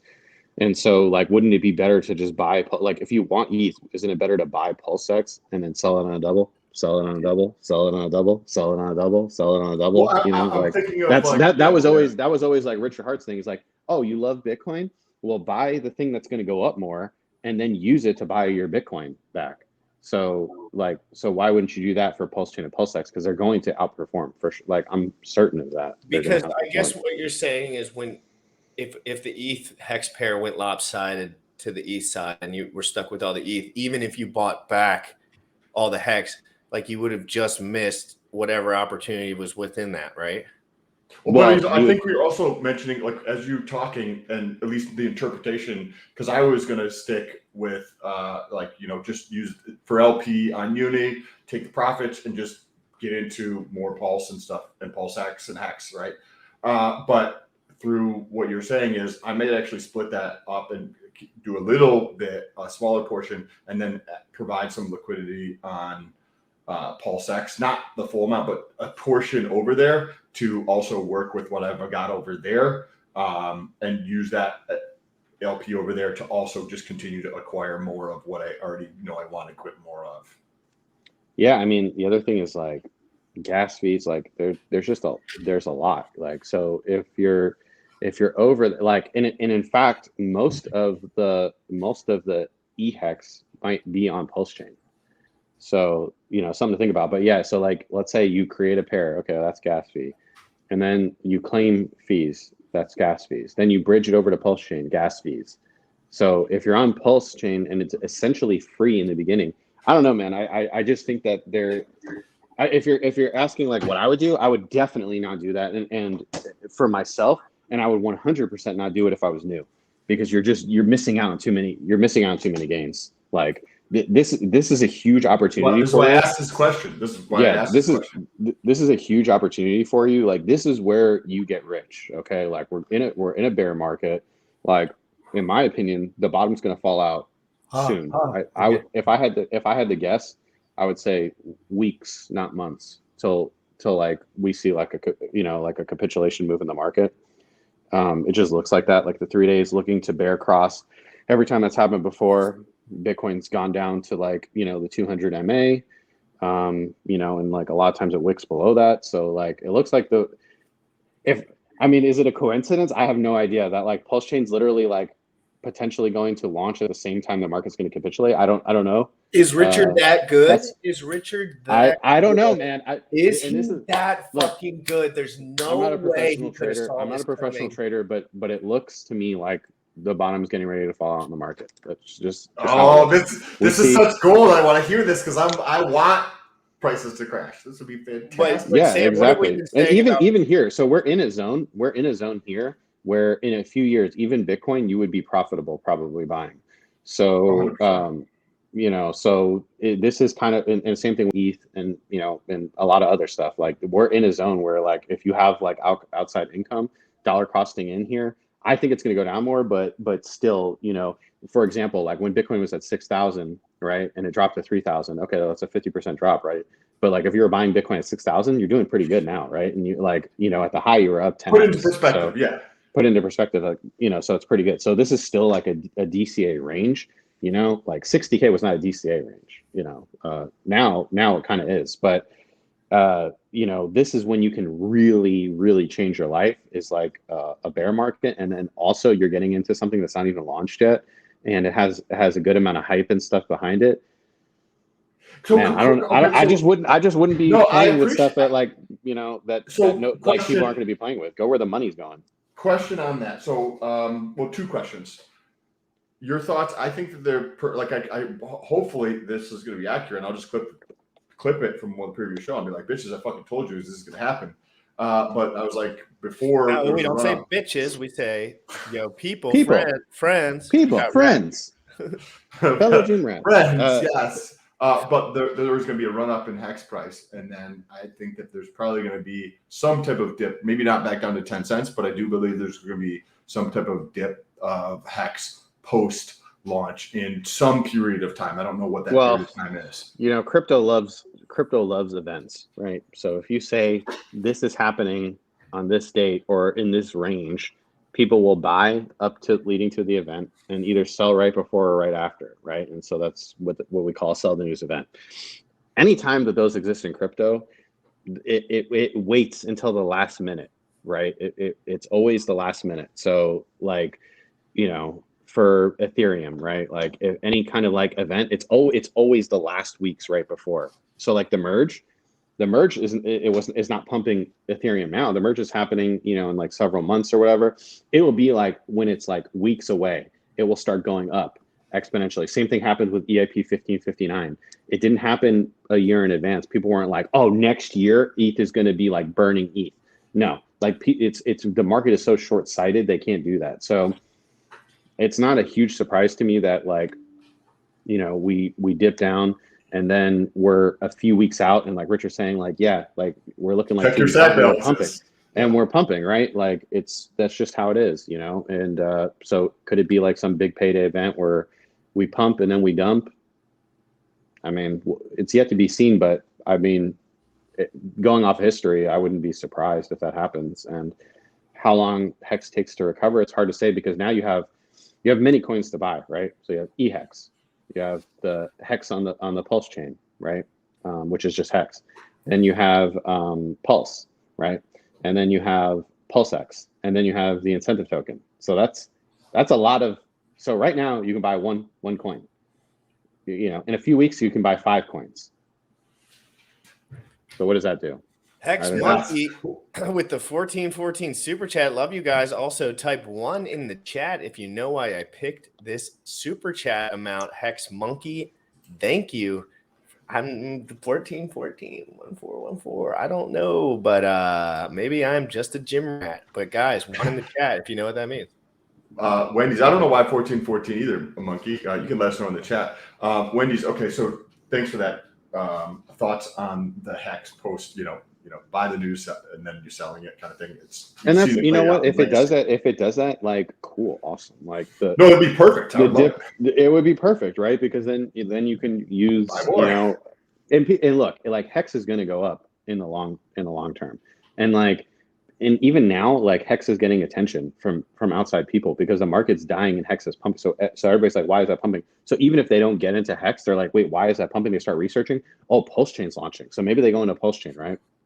A lot of people, myself included, want to buy back, you know, our full bags, you know, after a rip. I'm not going to do it on a 10x. You know, I'm going to wait until like pulsechain and pulsex do very, very outsized gains to Hex, and then I'm going to, you know, rotate in, you know, as appropriate. When on the LP thing, to get back on this, because this is the second question. So with PulseX, I like what you're saying, and I agree with what you're saying when it comes to the opportunity cost, right, of doing shit on fucking Uni or on apologize whoever was like doesn't like swearing, doing stuff on Uni or doing stuff on PulseX. Completely agree with that 100%. Now, I don't have the experience of providing liquidity where you only have you have to provide it across the whole scope of the prices, right? Have you done both where you've done concentrated as well? Okay, yeah, can you talk about those?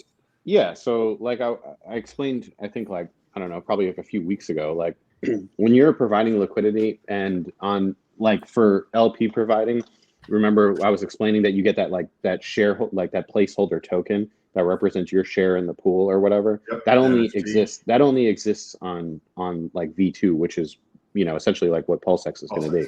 And so when that happens, you have the full spread of infinity, right? So when you're at when the price of your coin is $1, how many times can it drop 90%? Like, you could just continue to go down. Infinity, right? And it's the same thing. How much can it pump 90%? It can pump that infinitely. So essentially your spread of the LP. So if you have $100,000, your spread to infinity low and infinity high. So you're getting like so when the price is 10 cents, you have like this little bit that is essentially like earning the fees, right? So the difference in like how much you earn from fees is massive, because if you have $100,000 and you put it in a very small spread of like a penny or so, you'll earn thousands and thousands of dollars in fees on that. So now, that's why I was asking, because that's why I like V3, because I'm like, okay, but here's the caveat. Because I can just dump it over there. Please. Here's the caveat with that. So if you're doing it like, let's use Hex as an example, right?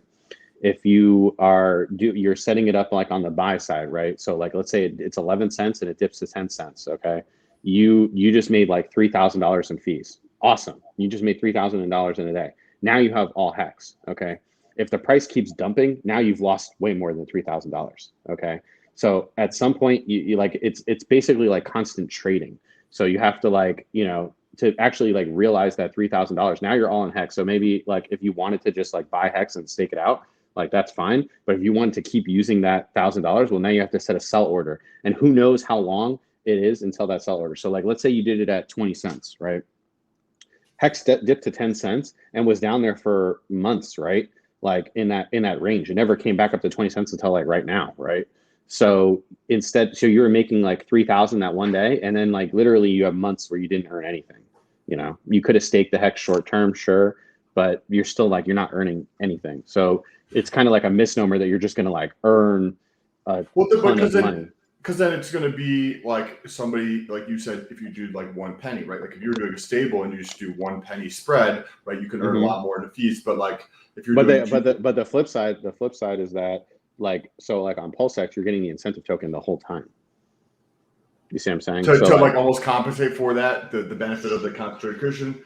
Concentrated position, you can't do that, but as an other benefit, you get the incentive token. That's going to be. Do you have any other? And then I got to run after you answer this question, because this has been awesome. I don't know, GRC. I don't know if you've enjoyed this conversation as much as I have, but I have thoroughly enjoyed the conversation. It's been tried. What do you think? And obviously, this is a game of conjecture here. What do you think of the incentive token and possible? Or like, what's the essence that you're kind of like feeling, right? Because you can get, when you like pay attention to a market. Bro, I wish you would talk more about the incentive token, because like I've said before that like adding more reasons to have the incentive token, and there's plenty of things that you could do, right? So like he could have like a pulsex like banner on pulsex, and he could say, so like ETH Trader did this thing, right, where it was like they had the banner on ETH Trader, and you had to buy tokens that you would get from posting on ETH Trader. So like if you did like a post on ETH Trader, let's say you get like 100 tokens or whatever, you could use those 100 tokens to buy the banner and shield your project or like your favorite coin. And so you just design the banner and you put it up there. And so like, let's say I paid 100,000 tokens to get that banner. Now somebody would have to pay more than 100,000 tokens to replace that banner. So if like you didn't like that token, you're like, oh, fuck that token. That token's a scam, And actually, funny thing, Hex actually went up on that. Someone bought it back then and put Hex up there. And then of course, what did they do? They said, okay, well, any token but Hex. They actually did that, believe it or not. Oh, wait, did you say any token? Did you say yeah, they basically said like any token but Hex. Like, so then like someone else just put something like a Chainlink one or whatever up there. Like, I don't know. After that happened, so what are some other? I didn't go in there, but so that's a reason, right? So like that would be a reason to either accumulate incentive token or use it in some weird way as a utility. Like, well, I'm using it to buy ad space. So like, what are because like the vast majority of the people who are listening and are going to watch this are not in the position that you're in, where they're you know, having something where you can go through and create the own utility with the token, right, is not going to be where people are. They're not going to find a tremendous amount of utility in that. They're going to be like, how can I fucking make money with this this incentive token? Are there some cool or interesting ways that you've heard where incentive tokens can be used to, you know, increase yield or do different things? Could it be like something where it's like cake and you're staking yeah, it? so yeah, like that's probably I'm trying to think. That might be one of the only ones that I've heard that did something like that, but it's also because they just had a one token system. So I think if you have a 2-token system like PulseX does, you need to kind of like bake in some kind of reason to hold it. You know what I mean? Like, yeah. And there's plenty of things you could do. I mean, you could give it like some kind of pumpamental. You could make some utility for it, give it a cool name, right? Like if he just named it like Josh and Inu, maybe that gives it reason enough to pump, right? Like because people love their stupid dog memes. So there's a lot of things that you could do with it to give it a reason for people to accumulate, or you know, like in the ad thing. In my opinion, is great because we have so Pulse and PulseX are going to have thousands of projects, right? Let all of them fight over the incentive token, you know, and maybe they're not even buying it. Maybe they just have huge amounts of liquidity and they're just going to not sell it. They're just going to use it to keep, you know, pumping up their projects and stuff like that. Because we've already seen that like people are going to have the PRT token, right, to like show their projects and stuff like that. So they're going to give away a portion. So why not have something else that's like a banner? You know, maybe they don't want to give away supply, but they'll give away the because they want their token to do better. But they'll put a banner, you know, pay to put a banner up there. Where does that money? Where would that money go? So say somebody's like, okay, you get that banner on the site, right, and they're showing whatever they want. Where does that? They just pay, it could be even third party. It could be like anybody could set that up. Like you could make like a leading like PulseX website and then just say like, hey, we're going to accept the PulseX token, and it'll essentially just not built in. No, it could be. It could absolutely no. It could absolutely be built in. Like Richard could 100% do that. But I'm saying also a third party could also do that. You know, it's just that if Richard did it and put it on actual PulseX website, then obviously that would be more valuable, right? Like if you had, you know, if there's millions of people going to a website, the more traffic, the more the ad's worth, right? Which means the more the incentive token's worth if it's the ad token, you know? No, that makes sense. And especially when you put it into context to understand who is actually going to be getting incentive tokens, right? Because I was like, hey, the people in this chat who are going to be listening, who are going to be watching this are going to care about how much money they make, but the people who are actually going to be holding incentive tokens are not going to be the people who are watching this show. They're going to be essentially even the people dumping the token. Like let's say you, for example, like you're like, I don't care about ad space or whatever. So you dump the token, but somebody does care about ad space. So maybe they buy the token to, you know, and so like, if you have at least some reason to buy, you're offsetting selling. If the only reason is that the token sells, then it goes down to zero pretty quickly, right?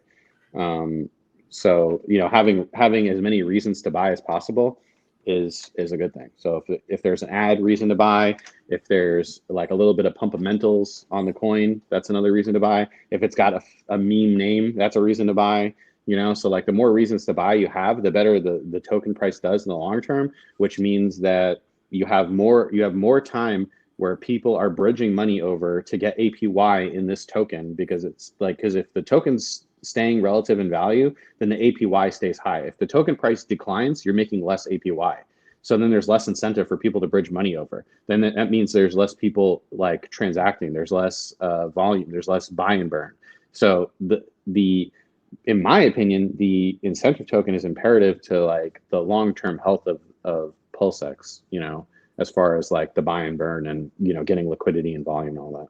Bally at Bull Rush, real quick. He's got a question for you guys. Bally at Bull Rush, honest question. Is there any thought that EHEX may dip after pulsechain launches due to the people selling liquid after they receive their copy so they can move it to one of the 4 new coins mentioned? Now, the one thing that I'm going to make one comment on that and then just a quick one. I know a lot of guys with a lot of money that are really excited about having EHEX opportunities. So that's just what I'm going to put in. I don't have any other than that. That's my 2 cents. I completely agree with the sentiment of that. I think it's totally possible. We don't know what's going to happen. You know, some people are going to buy it, some people are going to sell it. Because there's going to be I've seen both sides.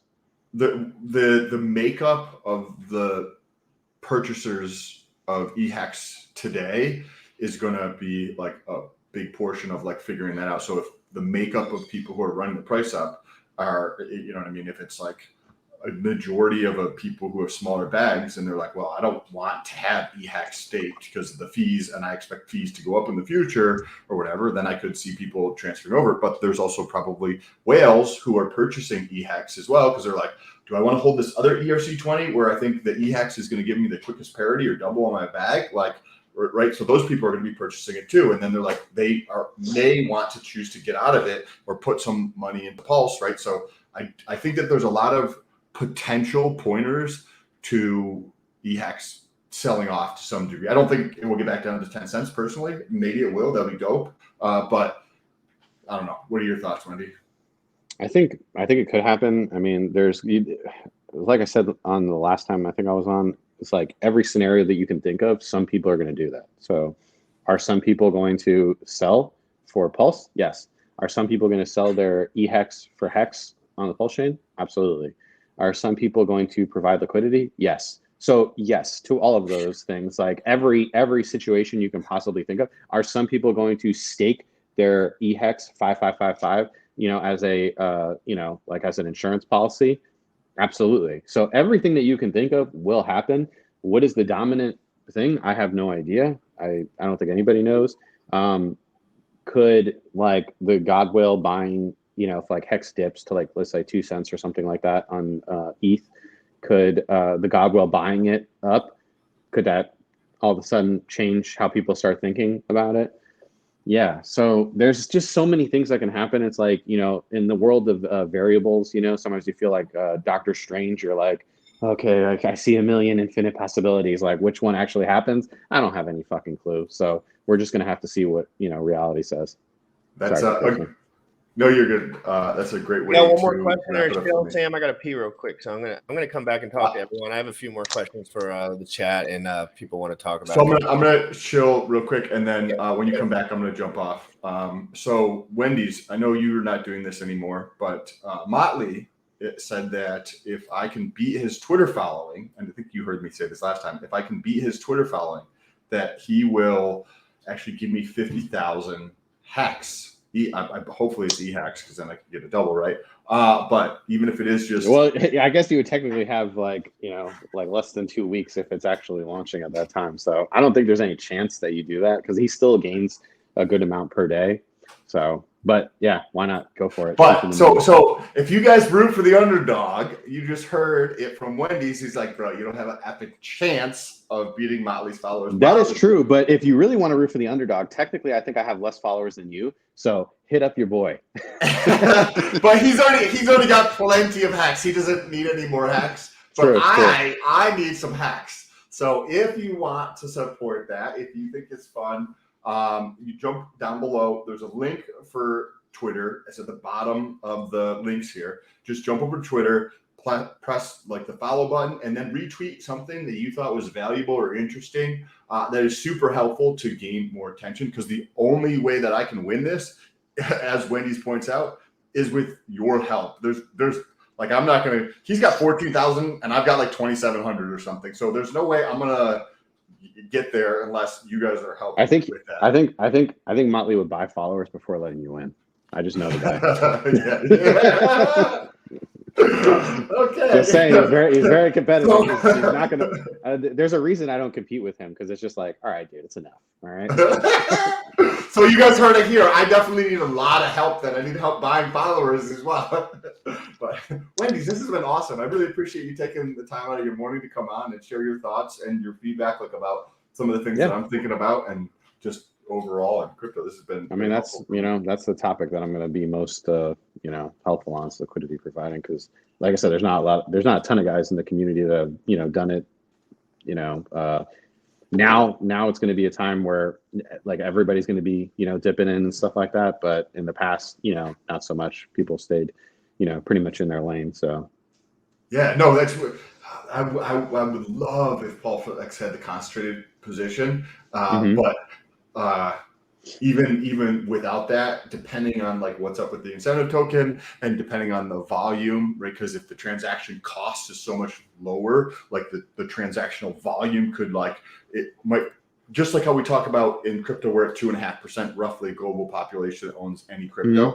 If that goes to say 10%, you don't just have a 4x increase in prices. It might be 150x increase absolutely. in prices. 100%. And like the other thing I just want to be clear on is like, you know, there's a lot of pent up demand for pulsechain and pulsex. DCAing is the safest strategy, especially if you have a large amount. Like I know it's hard, you feel the FOMO, but like FOMO does get you wrecked in crypto.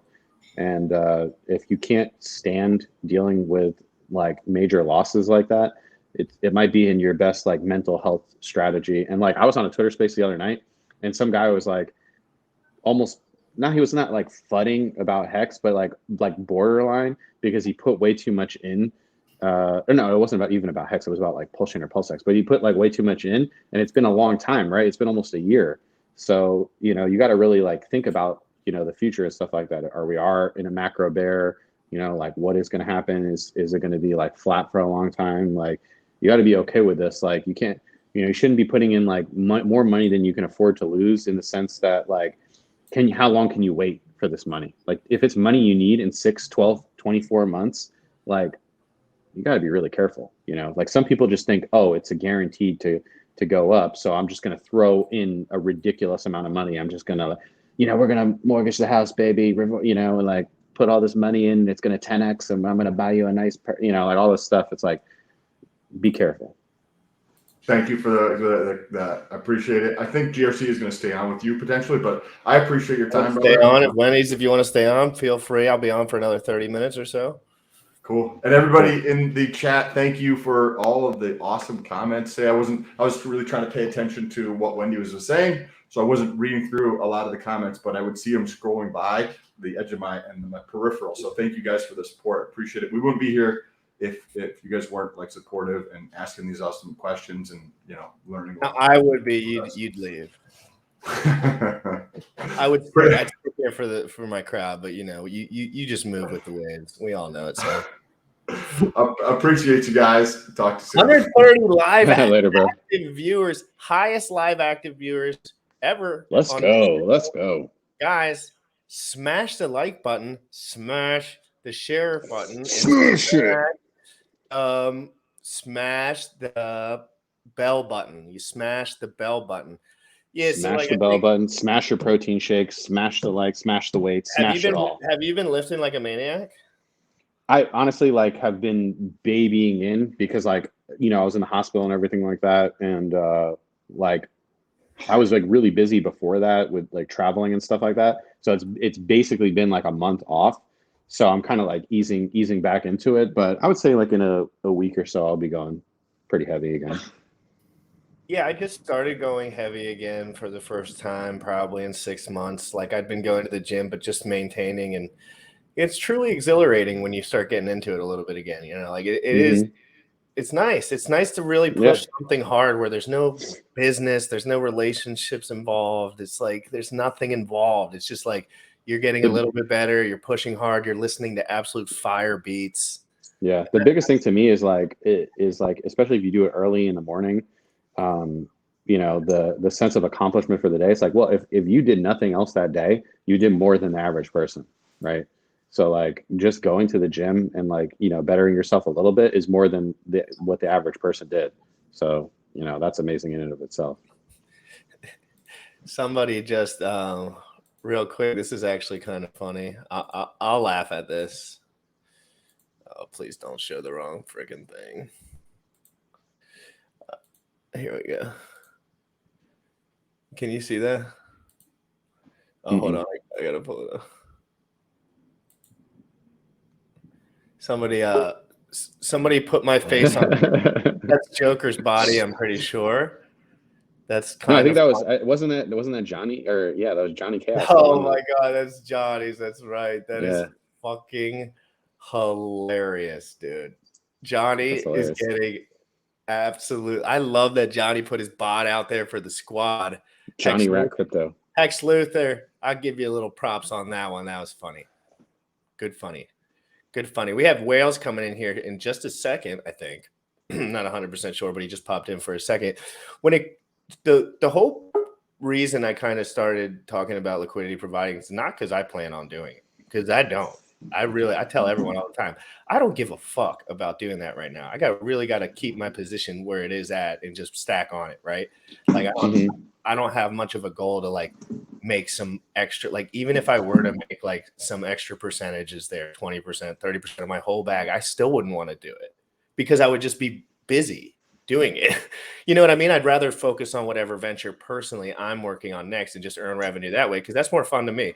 Guys, we have a special guest.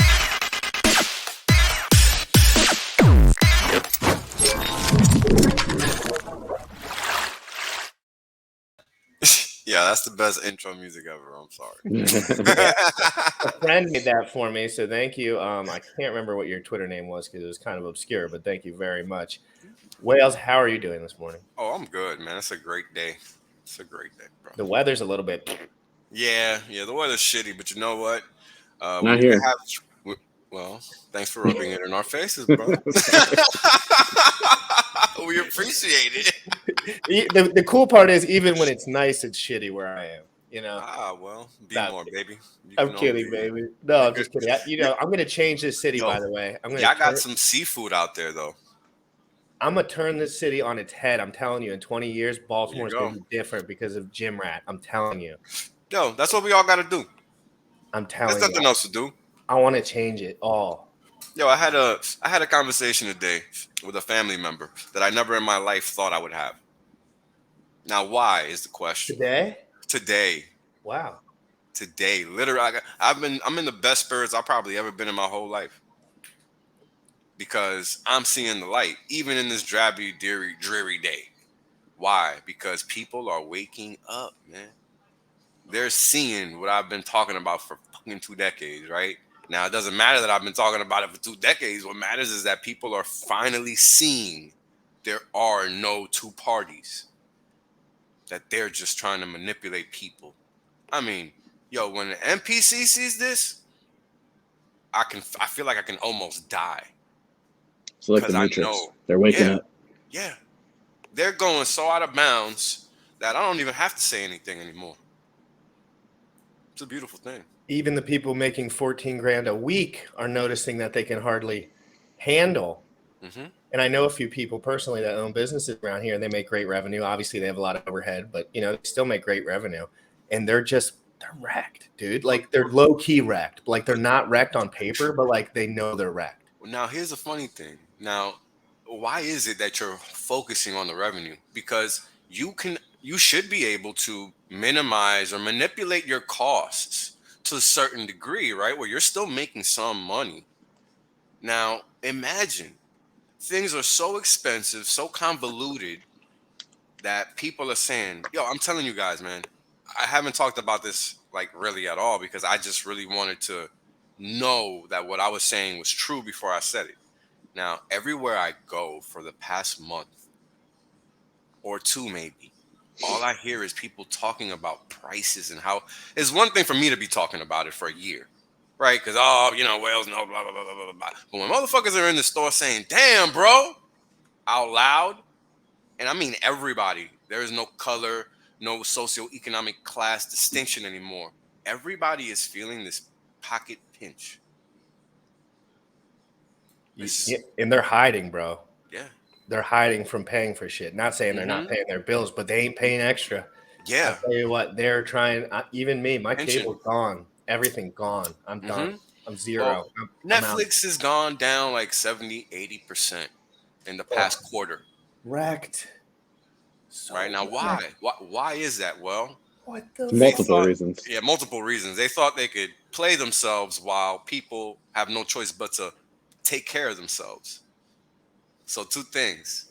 Netflix thought they could force people to pay more for subscriptions. They thought they could force people to not share passwords. And what did people do?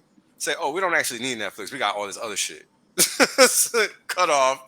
Because all the things you can get on Netflix, you can pretty much get anywhere else. It's also all the Get on woke stuff. YouTube. Like you literally can't watch a show without like being bombarded by like propaganda, which Oh, is well, annoying. yeah. I don't even take their house production stuff into account because exactly that. It's out of bounds. Hmm.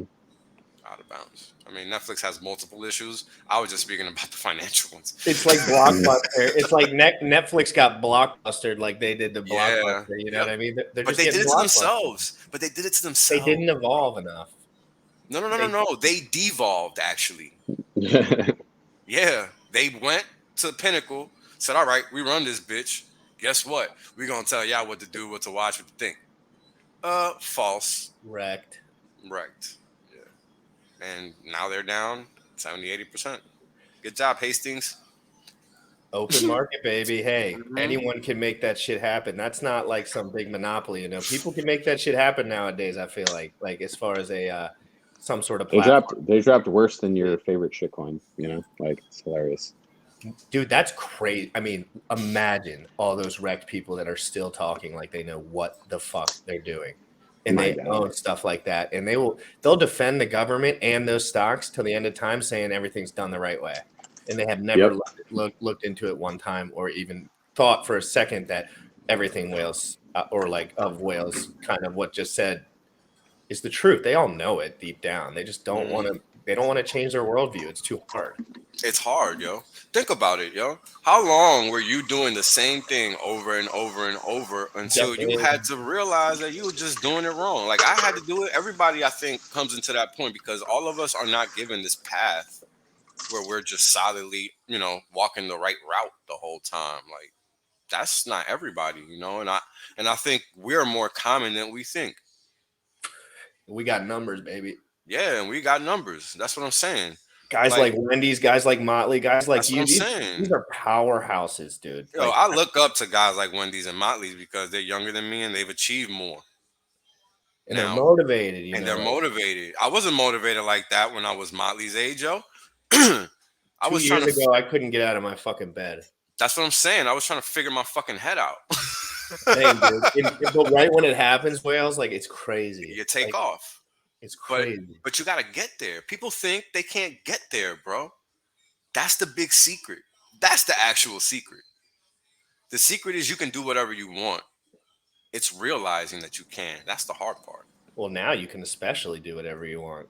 I mean, people don't realize that, bro. Look at what the people I saw somebody on YouTube. It was like on a gaming channel, and he was like doing this like tirade about crypto. He's like, "Oh, you think crypto is going to free us from the government or whatever? They would have banned it." And I'm like, dude, like you're just missing the point, like completely. But yeah, I mean, people just like will like do a little bit of research and they'll see like, oh, like this crypto scam, right? Like this NFT game that's like never gets finished or whatever, and then they just associate all of crypto with that. You know, it's like, okay, like Enron was a company, right? But like Enron's not Amazon, so correct.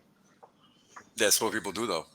It's funny because what happens? I was having this conversation with I can't remember who it was, but we were talking about Richard Hart and trying to do the work that we're doing by transferring crypto over to the real world because that's what we're doing.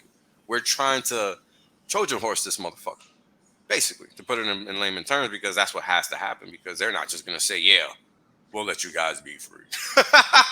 All right? Like, not going to happen. Yeah. So what happens? Well, these corporate figures don't understand our world, period. You know, they think there's some guy at the top. They think there's some guy below the guy at the top. They don't understand that it's a clusterfuck of people doing what they want, how they want, when they want. And that's it. Yeah, literally. And here's the issue that is going to really just make them even more confused. It's that we're all fully capable, knowledgeable, and don't give a fuck. There's power in that. I promise you guys, if you study this shit for 3 or 4 hours a day in real detail, you will have the upper hand on everyone. It's not very difficult. I was not educated whatsoever in any way, shape, or form. If your motherfuckers knew me, yeah, like years ago.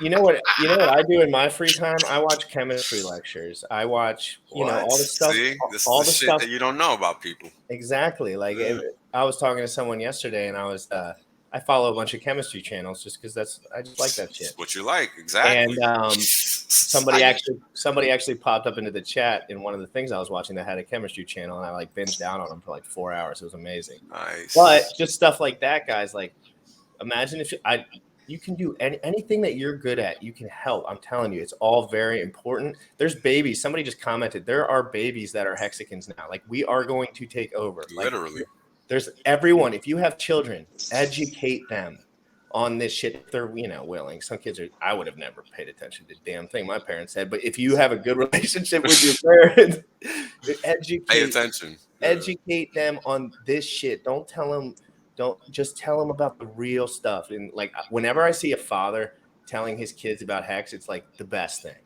ever. I'm like, that's the best. Like, you're the best dad. Like, you know what I mean? Mm-hmm. I mean, and this is kind of what's a big driver for me, right? I sit here and I think about my past and all the crap I had to go through for no good reason. All the things we go through that are negative in life is because it's designed for it to happen that way.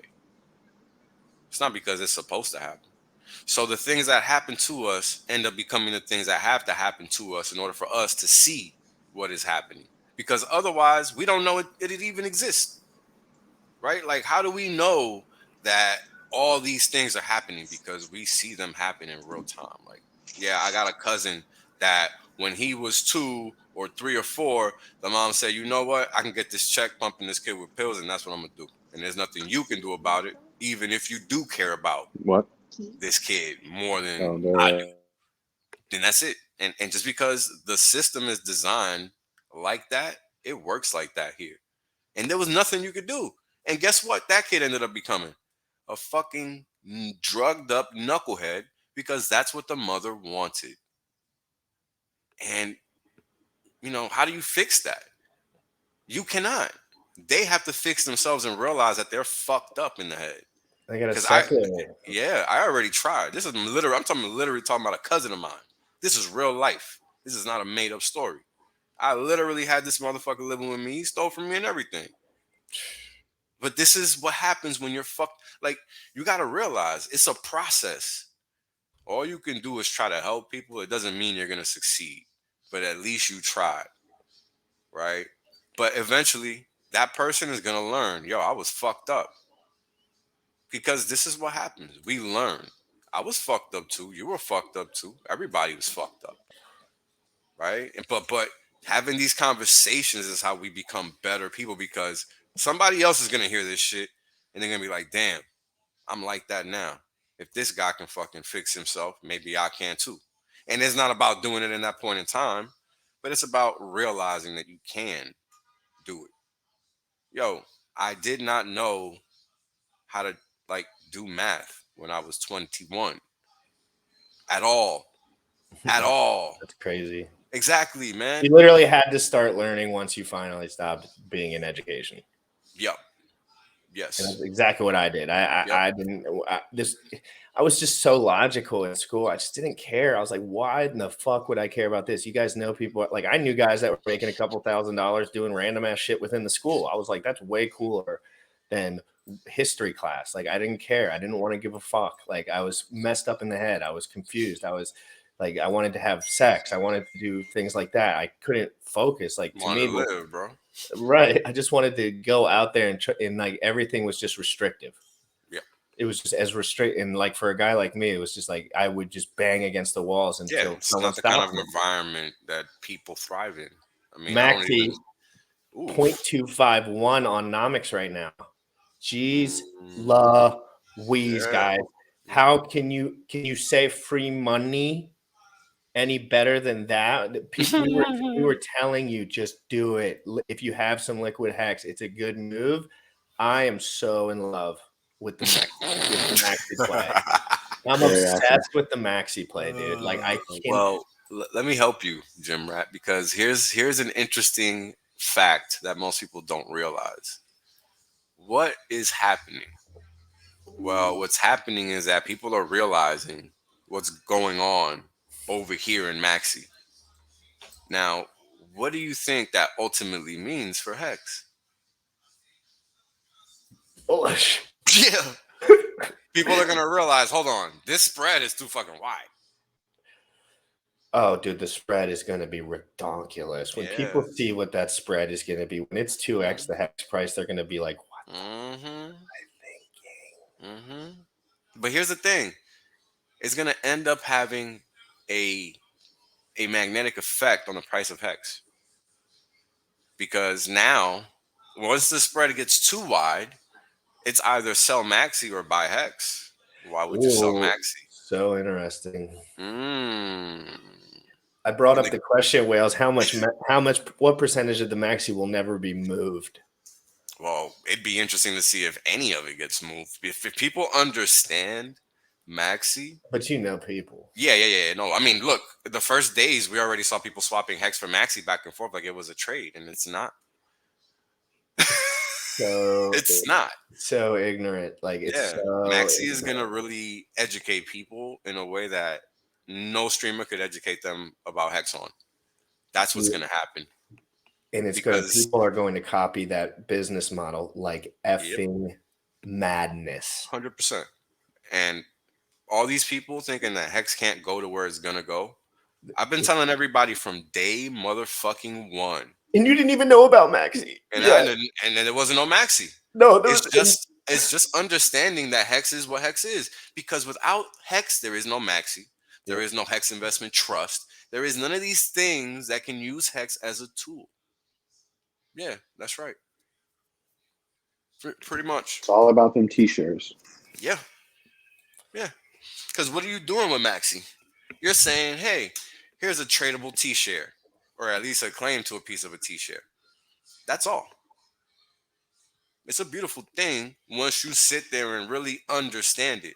A lot of people like to make it more complicated than what it is for some reason. I don't know why, but it's just liquid stake. I mean, you don't gotta hold it for 15 years. it's not only a liquid stake, but they just say, you know what, F with those Ethereum fees that are so rough. You know what I mean? Like, well, we'll just take those out too. Oh, wait, and we'll just add the little bit of a 4x Hedron bonus. And if you know anything about Hedron the way that I do, since I've been looking into it more the last 3 or 4 days, I'm super bullish on Hedron.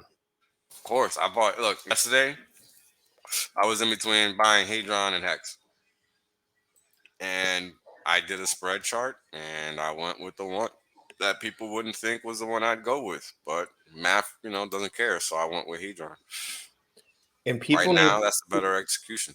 people need to wake up a little bit, in my opinion, when it comes to hearing about these things and listening to the first YouTuber that opens their mouth about it and starts saying whatever the F they want with absolutely no critical thinking whatsoever. It's very critical that you guys understand that people say whatever the fuck they want, but it's generally not the truth. And you want to understand that those people might not also, they might know things that, like, they might be acting stupid, in my opinion. In some, like, there's just a lot of smart guys that I think act stupid about stuff like this. And if it works out, they're absolutely rich. And if it doesn't, it's like they just leverage like them being right. If you know what I mean. And it's just Well, like, think about it. It's kind of like all the dumb shit we did when we were kids, thinking we were doing what was right just because we felt like it. It's kind of the same thing, because they're really just doing what they want to do. They're not doing what's best for the community. they're doing what's best for their thought to be popularity, which will go down the tubes because they have no idea how to socially acclimate to anything. Yeah, I mean, look, it's difficult, right? Because this is what I'll say. And, I've been thinking about this a lot. It's like, look, a year ago, we only had one thing to choose. Now we got all these different choices. And people need to understand the difference between them, right? And I think people are conflating reality with emotions, right? Because when you stop thinking based on some misconceived or misunderstood notion, right, which that's what I think a lot of this is coming from, is a lot of people just, they're not really being perceptive or receptive about what's happening around them, because hex is the foundation of the future. You have to come to terms with that. Now, what does that mean? That means that people are going to start building shit around it. That's it. It's Mecca. So everything is going to be raised around Mecca, just like you see it today. New York City, everything's raised around New York City. In your area, everything's raised around the Bay and Bmore. All that's how it works. Period. It doesn't matter what it is. Everything is the same. That's the best lesson I ended up teaching myself by having to teach myself a lot of things. Because all these things I didn't know when the real world came to me and asking me for that shit to be known, guess what I had to do? I had to teach myself all these things that I just never knew because I didn't know I needed to know them. I didn't put any effort into them. Maybe they weren't shown to me. Whatever the case may have been, I was just unknowledgeable about a specific topic, and I had to learn that motherfucker. Whatever it was, working out, eating right, whatever, like living, The being other thing alive. is like, think about like back in the day, like Bitcoiners were getting all the free money, right? It was like free money here, free money there. That's it. shit's all dried up. But let me So who's ask you. getting their free money now? Like, Hold we on, are. Wendy's. Let me ask you. Back then, did that even make any sense to you? To me, it didn't make sense. Not I really, didn't. but I was I didn't cool with understand it. it was copy paste. Of course, you were cool with it. Wait, so you just mean you didn't understand as intimately the concept? I didn't understand that it was just copy paste. I see. Yeah, no, I wouldn't. Yeah, I wouldn't either. It wouldn't make sense to you. Unless our age and everyone had taught me everything, like I wouldn't have. But here's the thing. Back then, the knowledge that was out there in regards to this stuff was so limited because we're talking like 2010, 11. Google isn't what it was, or it wasn't what it is now. Nothing was. I mean, Jesus, Instagram, and everything. Instagram didn't exist. No, it's 12. I think it's 2012 or 2011. Right. In 11, it didn't even exist. So it's all of these things that people forget. Like people forget the world changes every day, and it changes so much faster now because of technology. And people do not put enough effort into that fact. I forgot to call out this super chat from Bitfinesse. Oh, people are afraid of trying and getting nowhere.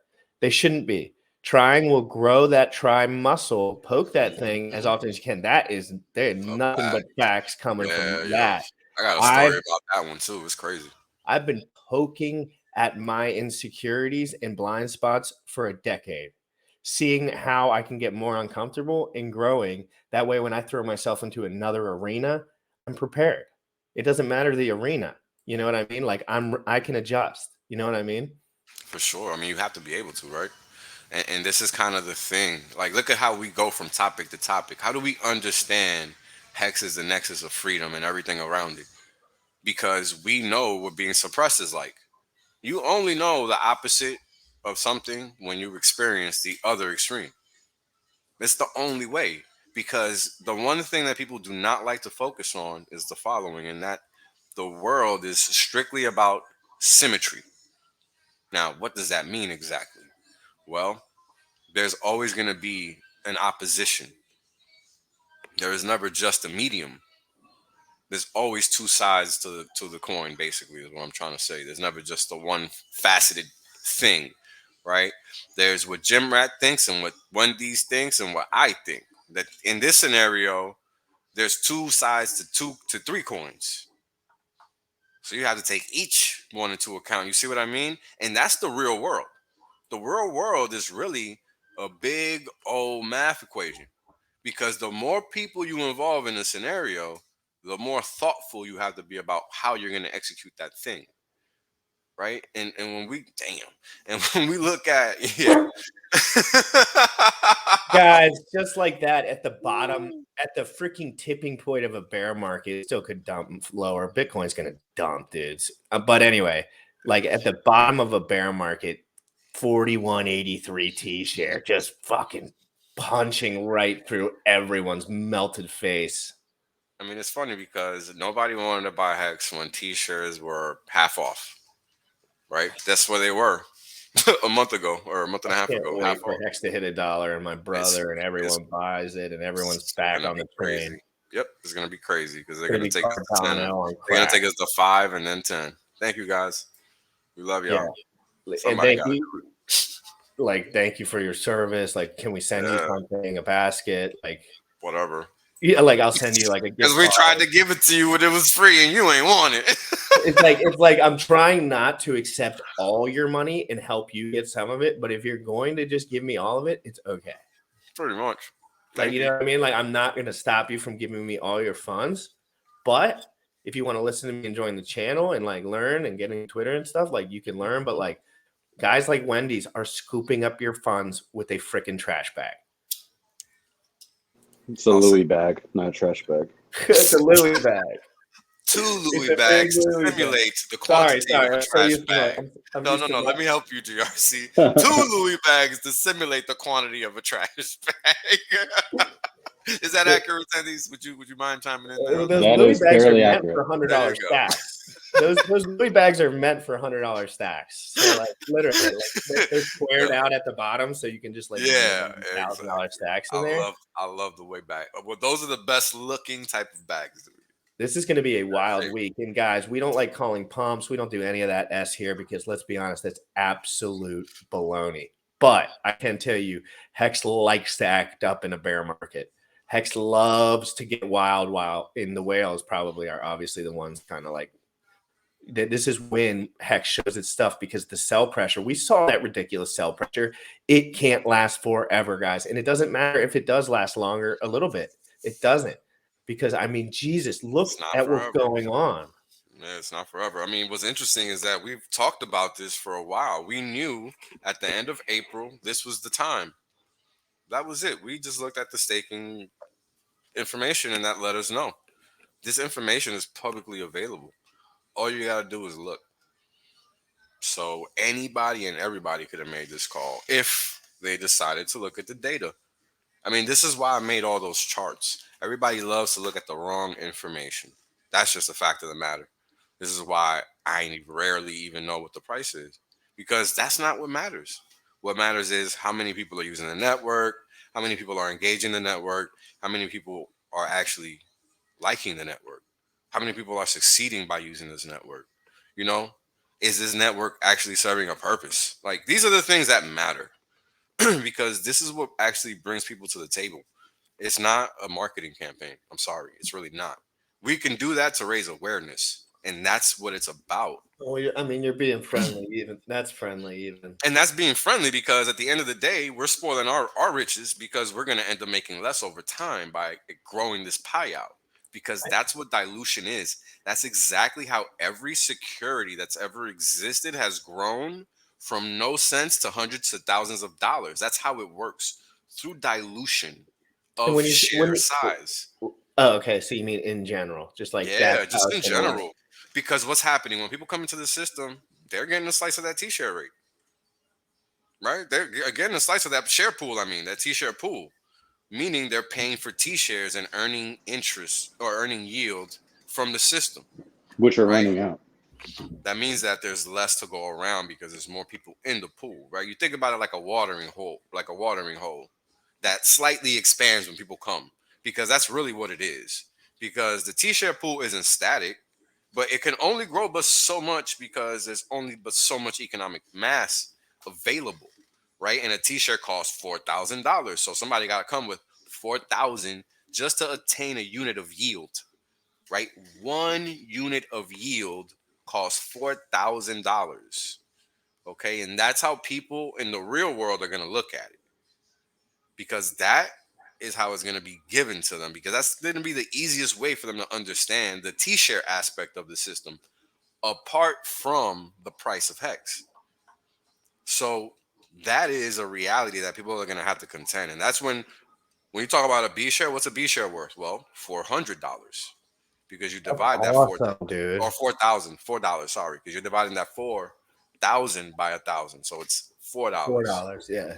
But still, dude, imagine $4 B share, But 60-cent T shares, exactly $4 B shares. exactly What madness world are we living in? I have been in Hex as of May 1st for 1 year, and it has been the absolute most incredible, freaking knowledgeable learning year of my life. These concepts have been cemented into my head forever. And so the one downside to Maxi and stuff like that, and the only downside is that it ratchets up the T-share price fast. So if you don't have enough T-shares, that's going to be counterproductive for you. That's the only thing that is negative about it. Yep.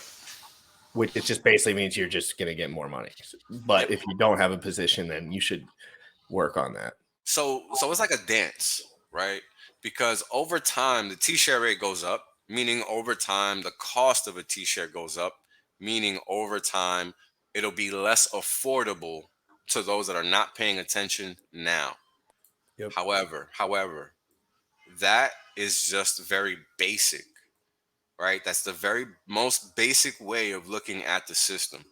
Once you peel that layer back, there's other layers below that. The next layer is, well, what's actually happening with the system? What are we accounting for? Why do we care that we missed the T-shares when they were 60 cents? Well, here's the cool part. Just because T-shares cost 4,000 doesn't actually mean anything, because the system didn't stop working when T-shares hit 4,000, right? The system is still paying you, is still calculating when people are ending their stakes, is still recalibrating to a higher T-share rate over time. It is still allowing new entrants to enter the system, meaning anybody can enter and earn yield. There is not a barrier to entry. And the best That's part is, insanity. yeah, exactly. In reality, if you know about finance, Yeah, like you need $1 million to get in at the beginning of a project before crypto. precisely. Which is Not true. people don't get that. People don't Yeah. get that we're venture capitalists within our own room now. Yes, literally. I gotta go, boys. It was good All right, talking to you guys. Till next time. Peace, man. Wendy's, I hope you have a wonderful day, brother. You too, bro. So yeah, that's basically it, right? You got to sit there and kind of think about what you're doing, because there's going to be a consequence to that act, right? And in crypto, it's a low risk act, because you could take $50 and really turn it into 5,000. It's not far fetched, and that's kind of the thing that drives people towards crypto, but they also don't understand how exactly that's possible. And this is why people get wrecked. This is software. That's very important to understand. So once you peel that first layer back of what Hex is and you realize, okay, there's still a little bit more here. What else is going on? Well, the system is paying people based on this rate. But what is this rate? Where does it come from? Why does it matter?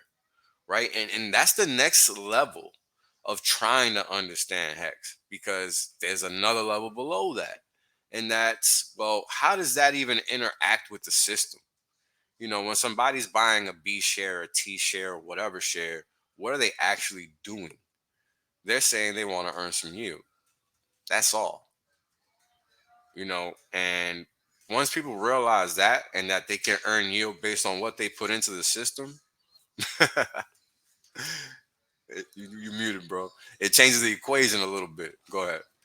I was just saying thank you to somebody. But yeah, I wish people knew, I've been digging into finance so much and learning from guys like you. It's like learning, when you find that content that's good and you binge it, you're going to learn a lot. You're going to learn it, a lot quicker. Over a year. Bro, why am I doing the content that I do? Because So I wish I had it. Yeah. I wish I had it. I'm giving the content I wish I could have saw when I was learning. That's a good point. I never thought about it that, but that's the truth, right? This is just what we wish we had it and for free, which is really good value. If you think about a value prop, everybody wants 5 to learn. years, 3 years learning how to F up in bodybuilding. I learned, and I took 2 years now, I learned how to F up in crypto. And that's just but it's cool because you're noticing that. Yeah. But you're noticing the theme. The more subjects you traverse, you're going to notice that's the theme if you stick with it long enough, because you have to learn how to play the game first. And every field has the rules are a little different, right? Every game, every field you go play in is going to be a different industry, different this, different that. So it's going to be a little different every time. But overall, it's always the same. Now, I got a little story to share in regards to what you stated earlier about going from one thing to the other, because I want people to understand that our society frowns on that. But why? Why? Because, like I said earlier, guys like us don't have our path laid out for us. You're muted, bro. You're muted. Most confusing path in history. Yeah, for sure. I could have never in a million years assumed what my life would have looked like ahead of time. I just couldn't have. It was an impossible amount of variable. Period. Some people are like, their parents are real, and my parents are awesome, by the way. But like, they're just like, hey, you should do this, you should do that. My dad was should do something. But here's the thing, you know, we didn't grow up in a world where it was like, here's everything you'll ever need. All you have to do is this. The thing is that the people that frown on us are the people that had that life. It's contradictory. It's interesting because the difference between my situation and some other people's is that like I was more so a victim of like just absolute mental health terror Mm-hmm. for years, and what like my life could have turned out a lot of different ways if I didn't have a couple different doctor's appointments. Like I'm saying, like for the negative, like whenever I went to the doctor, something fucked up happened because I was taking another medication. I didn't know what the fuck was going on. Right. So that's what I'm saying. Like if they just let me be, I might have been a little bit faster, if you know what I mean, to like for my brain to kind of mold. But I was backed up like a fucking spider monkey all day long to the point where I couldn't think straight. I was horny, not horny. Like, you know, those medicines, they mess with your libido as well. They mess with your hormones, bro. While you're and hormones. Do you know what hormones are? They're like your fucking levels. I know everything about hormones, man. Yeah. So that you understand that they're like if you're looking at a sound mixer, that's what hormones are. They're controlling everything coming out of you. It's wild when you really get into it. Ridiculous. And what do? They jack us full of shit to fuck with our hormones. They pump us full of shit to fuck with our hormones. That's what they do in all aspects possible. And they misinform you about how those drugs actually work. Like when I inform people about Adderall now, people that do like to use it, and I do inform people that they can use it responsibly if they'd like to. I don't really suggest it to anyone, but 5 milligrams 3 times a week is going to be a lot better than 43 times a day. Something to consider, right? Right. Rather than telling me on the bottle, when I'm 12 years old, they wrote on the bottle, you must shove this in your mouth twice a day. No exceptions. It didn't say like skip a day. It didn't say like you can have extra. It said like you have to take it every day. You know, I remember throwing it in the gutter. I remember throwing it in the gutter as a kid, like some days because I just didn't. Yeah, like, and I didn't even know what it was. Like, you know what I mean? Yeah. Like, I wasn't even like that was so intuitive to me. Like, this is weird, but like again, I was studying better, so it was like, you know how the fucking bullshit. Yeah. It got me to do what I wanted, and I thought that was the right thing. Correct.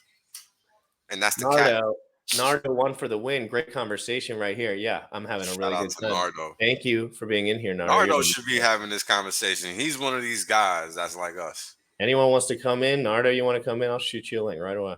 Yeah, because he definitely, he's another person, right? He's a mechanic. I started my childhood, I was a mechanic. That's all I used to do was work on cars. Went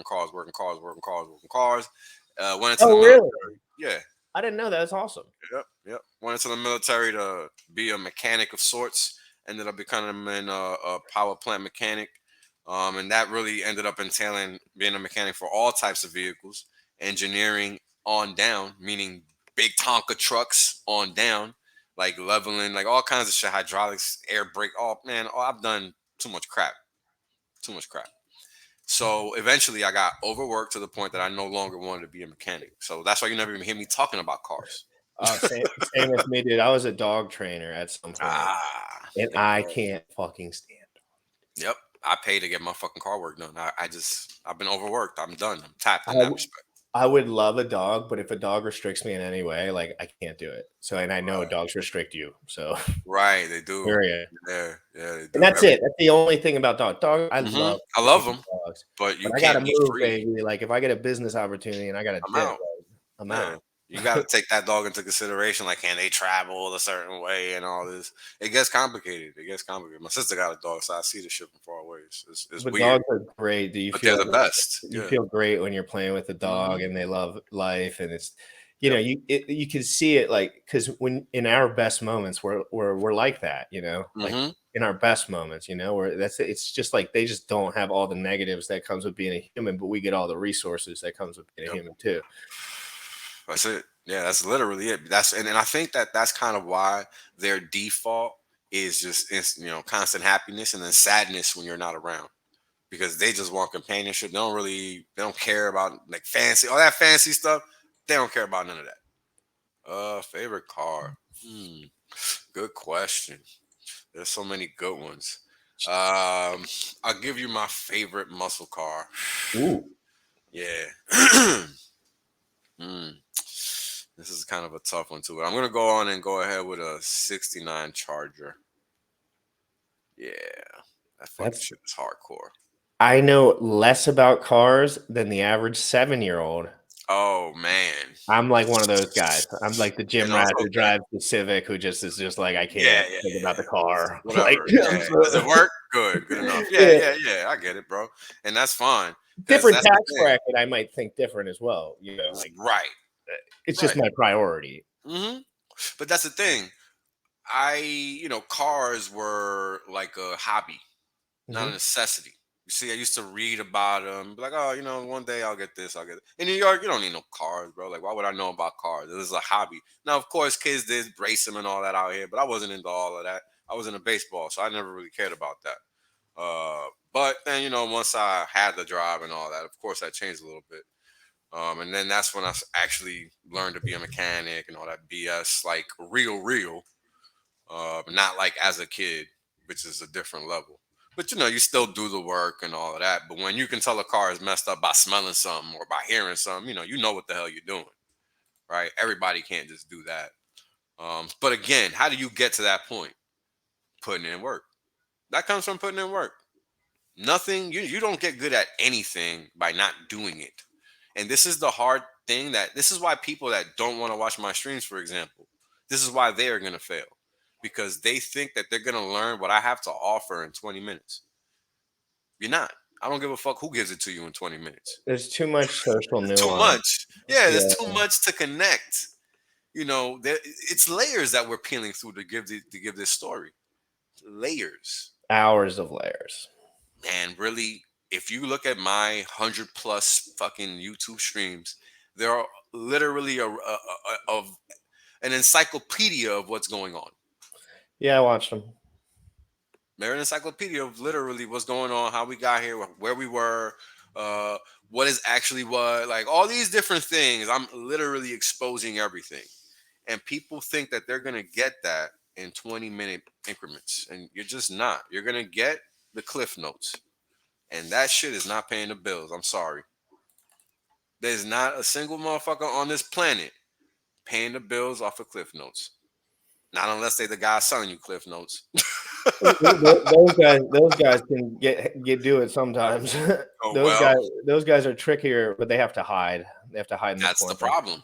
I'm never will hide in the corner. Because I'm not talking about getting away with it. I'm talking about being able to execute. Yeah.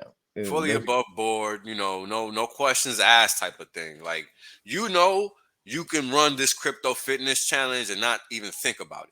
Mm-hmm. Just like I can jump on a stream and talk for 24 hours and not even think about it. Mm-hmm.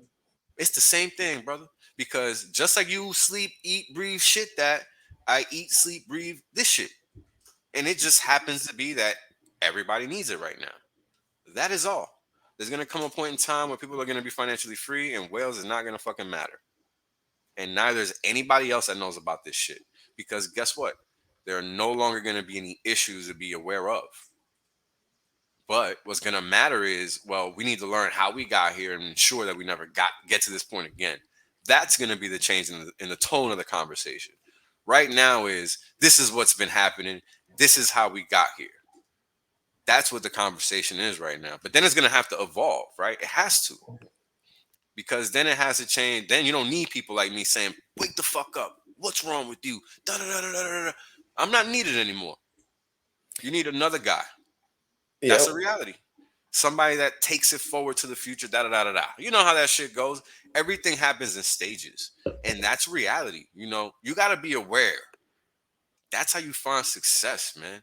and I'm aware that I'm just passing on by, doing my part, and that's all I'm trying to do.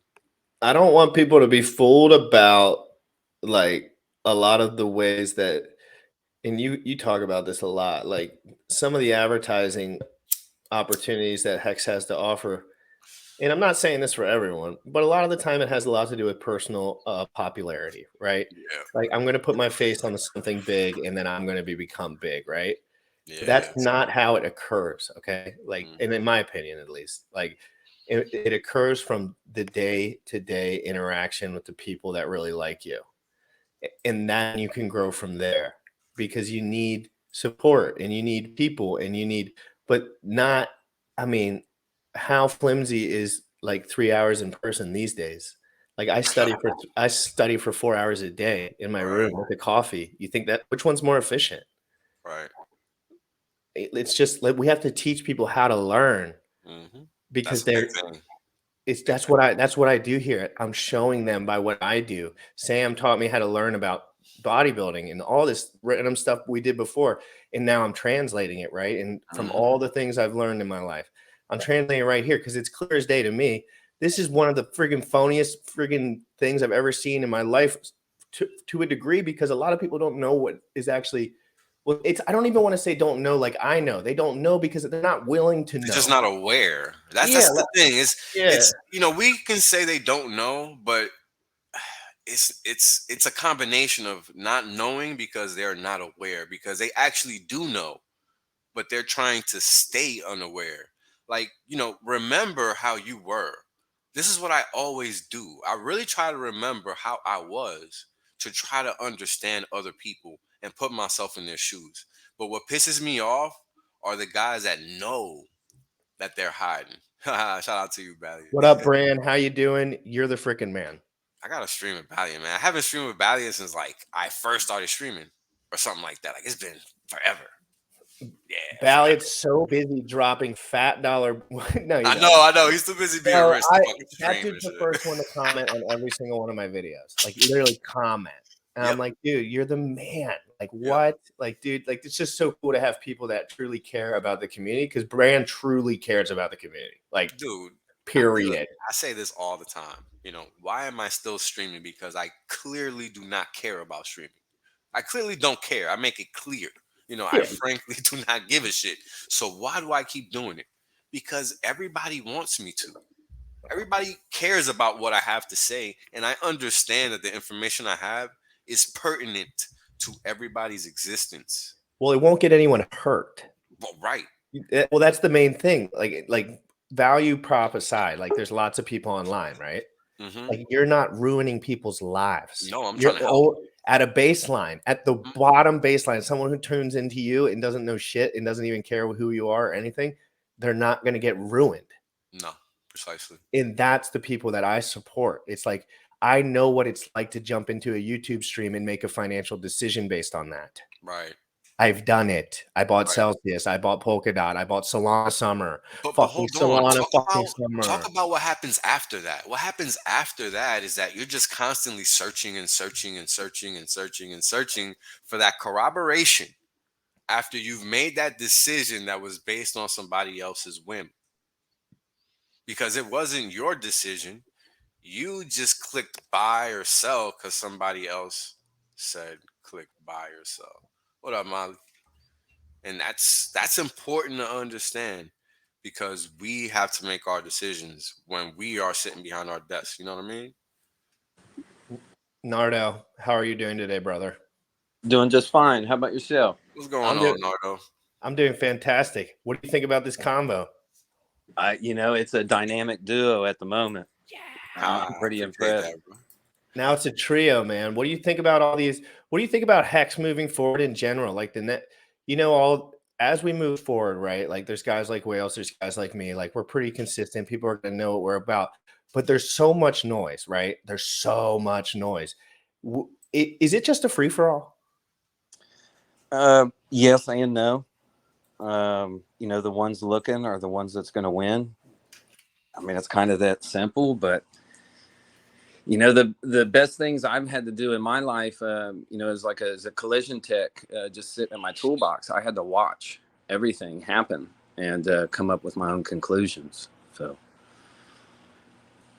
I don't know if I answered that to the way you wanted, But No, that's really how it works, though. I know it's unfortunate that it's not more poetic, but for everyone who's Right.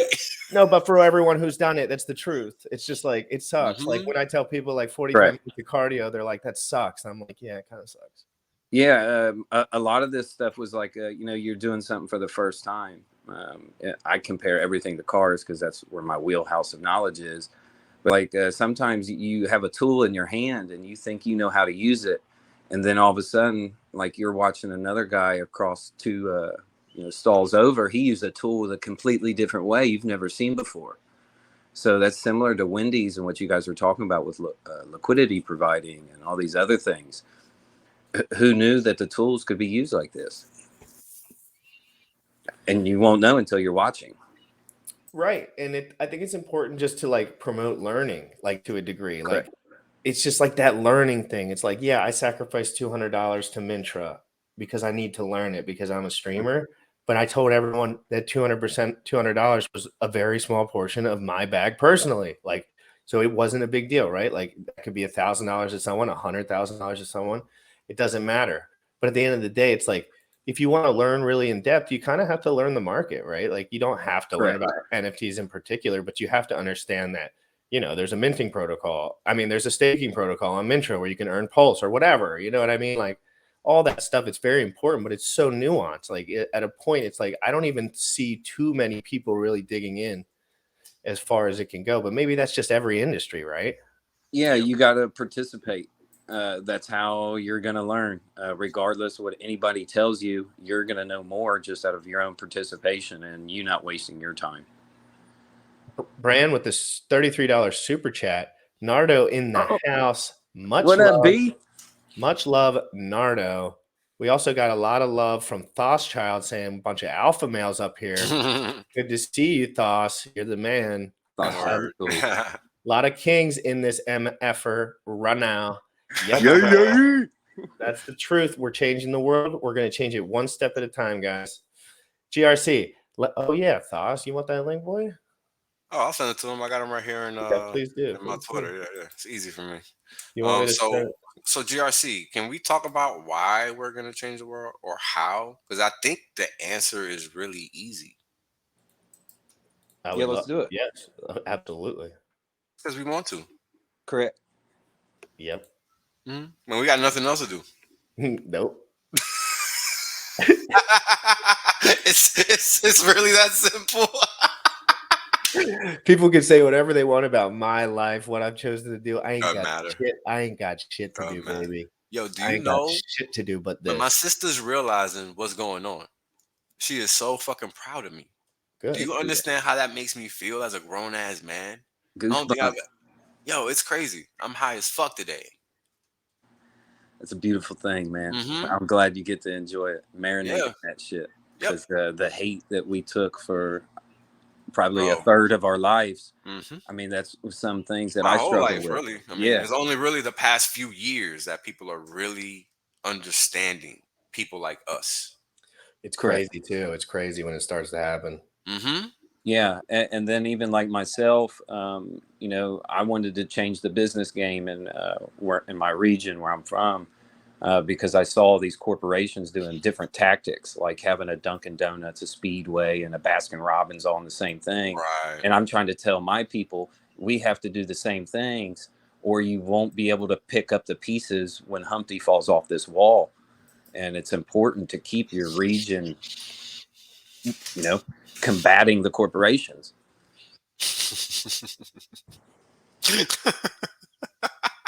That's true. I sent it to you on your Twitter, bro. Just so you know. He sent it to you on your flip phone. Oh, right. I'll be right back. Let me get some water. So, Nardo, you've been watching the show for a while, man. I mean, you think I got something going on here? I'm not trying to flood anything. You know what I mean? Like, it's kind of hard, that fine line between like keeping everyone happy and also providing content that I think is valuable, Yeah, I mean, you attracted me, as an individual that's always trying to help out everyone that's spreading our message. next thing you know, I become a fan. And I started doing my workouts usually like at 9. I was an early bird, right? Well, now I started doing it as a second alarm when you start streaming. I have things in front of me that are telling me like, hey, bro, I know you did your walk today. I know you've been eating good, but still do another 15 push-ups out of nowhere or 15 crunches, So, Make it a part yeah, of your life. It's amazing when people are there with you. You're doing it as it's a goal, right? Like it's a goal. it is. It's amazing to have goals in your life. Like having goals in your life, whether they're monetary or not. A lot of my goals, guys, aren't monetary. Like, and I mean, I'm going to be extremely wealthy, I assume one day, but like all my goals are just based on things that I want to do. And like money kind of comes afterwards if you really care, because if you really care, no one's going to outwork you. Yeah, and I was in a bad place for probably about 10 years up and before I found Hex. Oh, wow. So, Tell me about it. well, as a collision technician, I'm in the Bondo dust. I'm in the primers. Everybody's doing their own thing, right? So at some point when I realized that the American dream was gone from me, I just kind of accepted it. I never quit smoking cigarettes. I stopped wearing air mask. I thought it was best, hell, I'll just go out from natural causes from my work environment instead of actually trying to be healthy. So, this was a big deal for me over these last 2.5 years of getting this steady wake up call. And, now over the last, 2 months is where I'm trying to be healthier. So, I had to let go of this poor mindset that I've had because I was in a poor environment. And then on top of it, the people around me pretty much just made fun of me the entire time because I was a pretty smart guy in a dumb field. That's frustrating. I know that. I was a tower climber and a cell technician for a long time. Yeah. And all my guys were not super stoked about my vocabulary. Let's just say that. And that was the only thing that triggered them. It was my vocabulary. Like I talk to a lot of smart people all the time. I listen to a lot of videos, and I picked up an extensive vocabulary over the years, I guess. And they would want to hurt me physically when I would say a word that was just weird to them. Correct. You think we're stupid, motherfucker? And I was like, oh shit, here we go. I'm the one driving the fucking car too. It's like these guys are all 10 years older than me. It's like, you know what I mean? So it was a very aggressive environment. Like, Definitely. Aggressive. When people were fighting, like we were 300 feet up in the cold, in the rain, in the snow, in the hot, in the normal days, like just clicked onto some metal thing while the crane's like wrapping around our heads. Like, it's just a crazy environment, and going through stuff like that and like stuff like you're going through too. Just like, I didn't know if I'd ever make it out of that situation. Personally, I didn't. Correct. I had no idea I wouldn't be doing that until I was 40. People told me I should. Yeah. I mean, it's like most of the individuals I worked with, they all died in their 50s because of exposure to the chemicals. So, I only got X amount of time left. What up, Chop? Dude, what is up, brother? What's going on, bro? You're looking swaggy with the camo, bro. Hold on, let me get this. No, Yeah. well, There we go. got My it. bad. I can hear you, man. Am I good? Yeah, good. that's fine. Okay. Sorry, I had the YouTube stream going over top of the StreamYard. How you guys doing? That's fine. Good, man. How about you? Good day to be alive. Exciting time. Dude, look at your face right now, dude. You're glowing like a freaking. Yeah, he is. Dude, you're giddy You know what? and glowing. Look at you, man. It's like whenever, Dude, I love whenever your I see energy. I don't even know what you're about to say, but you're just Right. Go ahead. whenever I see a certain combination of hexagons together, I get really fucking geeked. I get really giddy. So when I see whales, and then I see Wendy's, who I got to stream with, and then we see GRC, who's been the shining example of the pearl of persistence in our community this year. And then that's enough to get a motherfucker geeked. But then my man Nardo comes in, and then I see Mott's, and then I see Bran. I'm just like, if Kinetics was here, that would be it, man. My head would just blow clean off my shoulders because these guys are all the reasons why I didn't just come into this thing as a peripheral entity who just kind of hung on the outside. These guys specifically are the fucking reason that I jumped into this community with, you know, my face. That was a big deal the day I was on Whales, and I just decided, okay, click, I'm going to turn the camera on this week, you know. That's it. Doxed for life. You're sold. You're all in, you know. Yeah. And each of these guys represents a different facet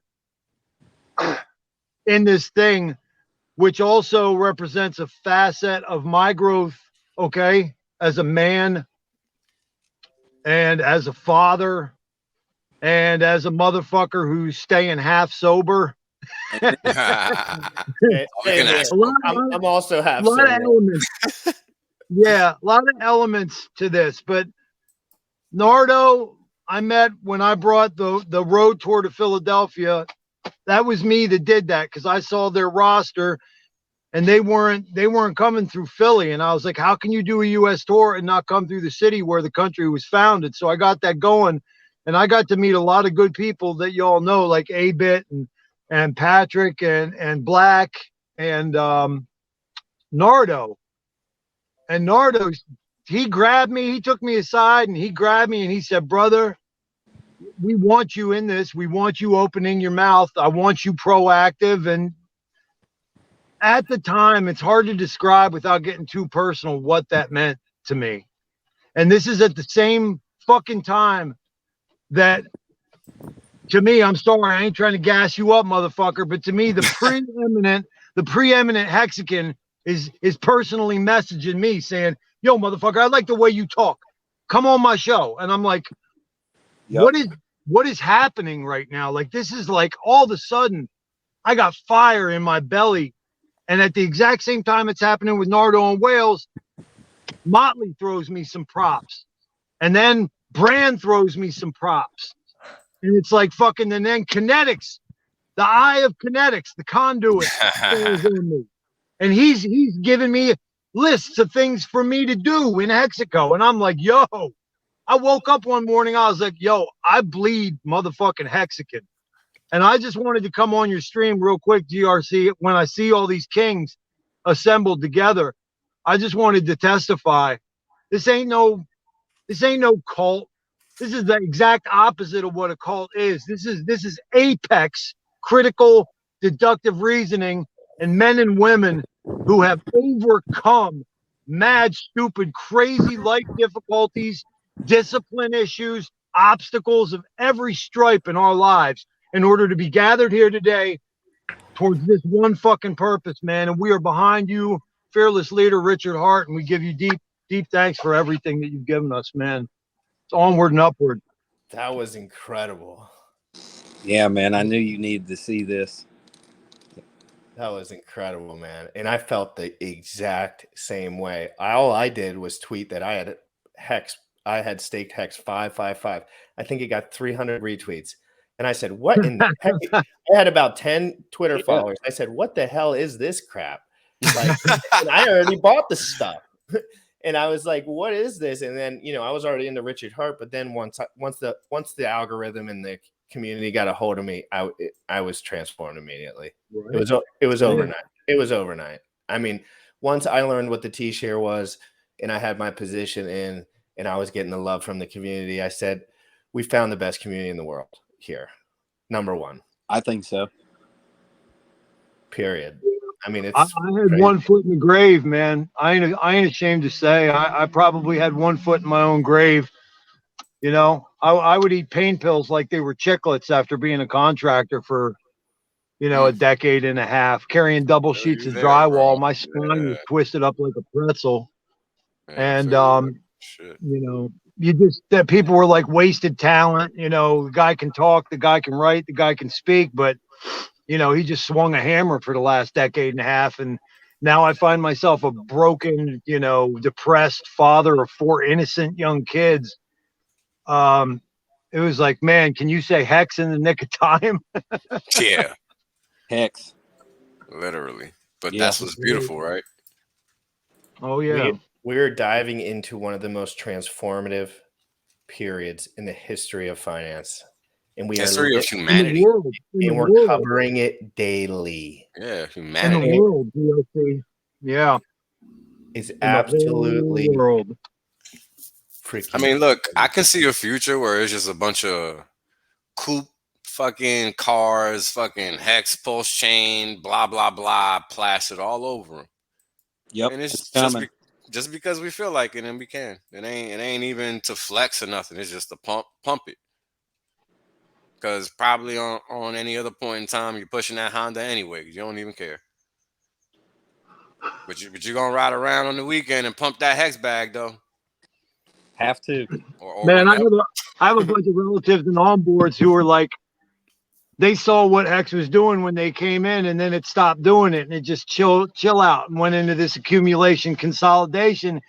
And one by one, they're starting to go, oh man, I guess it's over. Oh man, I guess this ain't all it was cracked up to be. My brother said to me 36 hours before the last pump started, he said, man, I'm gonna have to back up out of this thing, man. This is just too much, dude. It ain't doing nothing. I don't think it's gonna be doing nothing. He Perfect timing. he dropped that. He dropped out and pulled back a little bit. Within a day, the shit goes. Bananas. I said, yo, man, you got to tell me you're quitting more often, Word. motherfucker. My mom's been checking out her sticker app lately, and she's finally proud of her son because it went up a little bit. I'm like, Mom, you can be proud of me now. She's like, it finally went up with like the most smug look ever. I'm like, she looks at me, she's like, finally went up, Hex, and I'm like my whole life passion is like behind this, and I'm like, I'm out of here. I'm out of here. Is she even staked? You ask these guys like Nardo and Motley and Brand what the hell they've been through in the last 2.5 years. It's like nothing shocking, man. You know, like you got to pay attention, motherfucker. It ain't always going to be 10,000x guys like Brand, guys like all you guys here, everyone that's been in, we're all still here, so it doesn't really matter. We've all decided that when we bought Hex, we wanted to stick around there for after. If it could go sideways for 2 years, I'd still be right here, baby. T-shirts still sideways for a decade, and I'd still be making more money than everyone I know because none of them understand not everyone I know, but you know what I mean, like online, like making revenue online for nothing, right? No overhead. Like people create businesses for a decade, blood, sweat, and tears to do what we do with 7 clicks. Literally. Yep. I like clicky buttons. Who's winning? I mean, we're right. We don't have to ask. There's no ask. Before I never knew I was right. Now it's just automated code. And it's just like, that's amazing. I found the thing that fits my personality to a T. Like I found it. Like I needed this my entire life. I was addicted to gambling for 365 days straight. And I'm surprised I wasn't dead after that. And I was sober the whole time, 100% sober. Imagine me every single day studying gambling for 12 hours to win 14,000, lose 21,000, win 25,000. I've been there. And I'm thinking that I'm smart. Yep. I'm in the moment thinking that I'm outsmarting other humans, and I'm literally feeding motherfuckers money. Yep. And that's the delusion that I was in while I was watching sports for 6 hours a day. Yep. I tried to give as many comparisons to my my own degenerate gambler friends, and they just could never see it. That instant gratification, everybody has to work on that. Mm-hmm. That's why they couldn't see it, Nardo. They Correct. didn't want to. Yep. And it hurt me for a long time because I couldn't figure out what I'm doing wrong to get my message across, because I truly care for these individuals, and I had hoped that they'd work for me one day, but they still don't, man. So Richard laid it out about Texas Hold'em poker. I spent a lot of my time at Texas Hold'em tables, and when I heard that Richard dissertation on poker as a zero-sum game, that was it, man. It just broke right through, man. Broke right through my shell, and I was like, God damn, he is so right. Yeah, like GRC just said, I would win a tournament over a weekend in Atlantic City and I'd make 9, 10, 11K, but then I'd lose it like I hated making it. Mm-hmm. You know, just like that. Trading is just like that. Yeah. And then you really don't have anybody to enjoy your win with. Nope. You know, Just when you're doing those private things like that, you don't have a community at all. I found more value in selling people Mountain Dew at my toolbox or ordering 10 pizzas, hey guys, you know, $1 a slice, than I did off any scratch off ticket, because I like a little bit of guaranteed money, and then I like the personal gains of the community or catching up on conversations. So yeah, I mean, you would never find me at the gambling place, but I'd be at the buffet. getting it in. Getting it in, yeah. When everybody done spending what they spend, That's a really then good we can point. go home. Yeah, Nardo, that's a really good point, my man. I didn't even think about that. Well, I've been to Vegas, I don't know how many times, and I still haven't done one bet yet. Me too.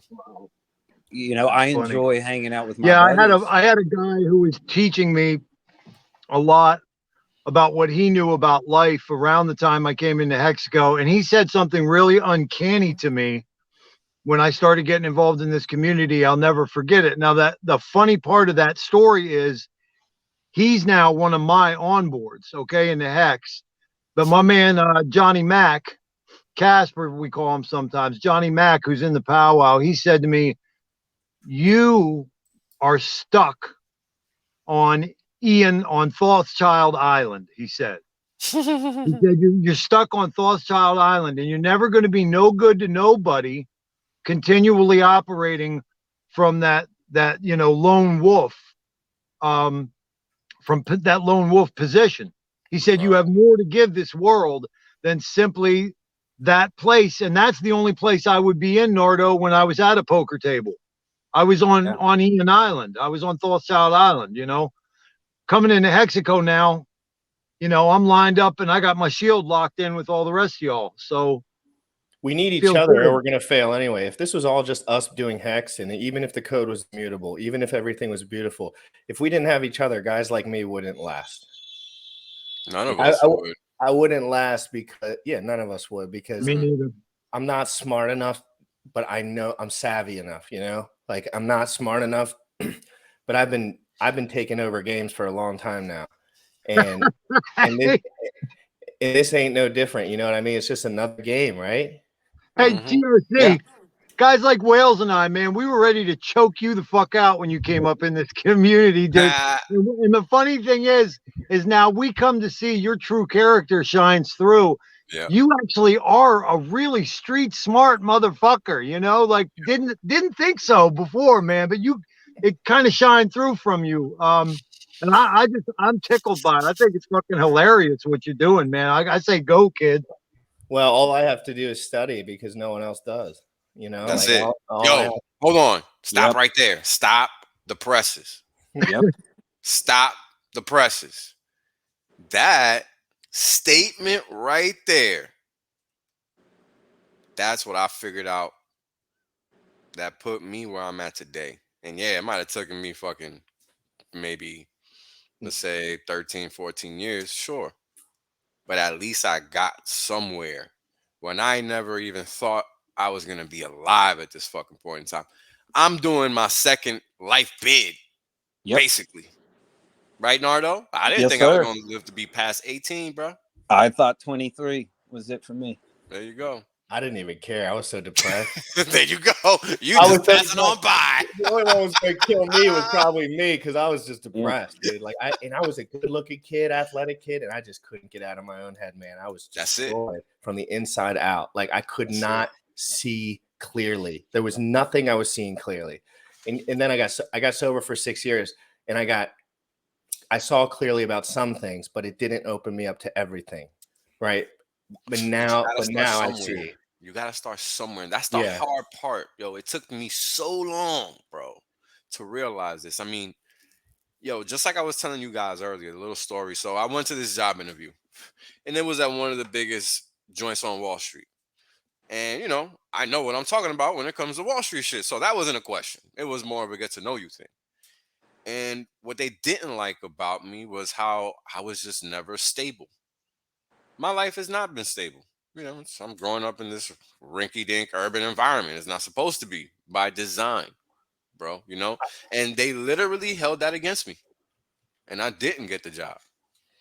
I don't think alpha males ever have stable lives in some way, shape, or Doesn't form. seem to be the case. Whether it's business, yes, of course you can have a family life that's beautiful. I agree with that.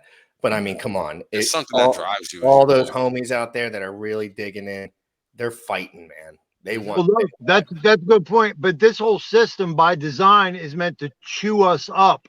Yep. Okay, because the alpha male is the most direct threat to the system as it fucking stands. Okay, so they design a system that's just here to chew us up and spit us out. How many of my brothers are 6 feet under right now, man? Just because of that. 9 or 10 or 11, I lost count. But just the system's designed to chew you up, spit you out. Just because of that. We ain't having it. The laws and the punishments also fit that as well, where you'll get really smart people will get charged with RICO, but yet the people that go out and just shoot somebody, they only get 5 or 8 years. You can see it everywhere. Yep. And the child molesters go to jail for like 6 months. Yeah. It's ridiculous. It's like I watch a lot of Skid Row interviews because I like one of the interview guys. And it's a really popular one. Some of you guys probably watch it. And I always see on there all the time, right? You see it from the other side. The homeless hookers basically are the people they're interviewing, and they tell the truth, right? They don't give a shit. They're getting paid to do the interview. And they say straight up what goes on, right? And they say straight up the guys are on feet still.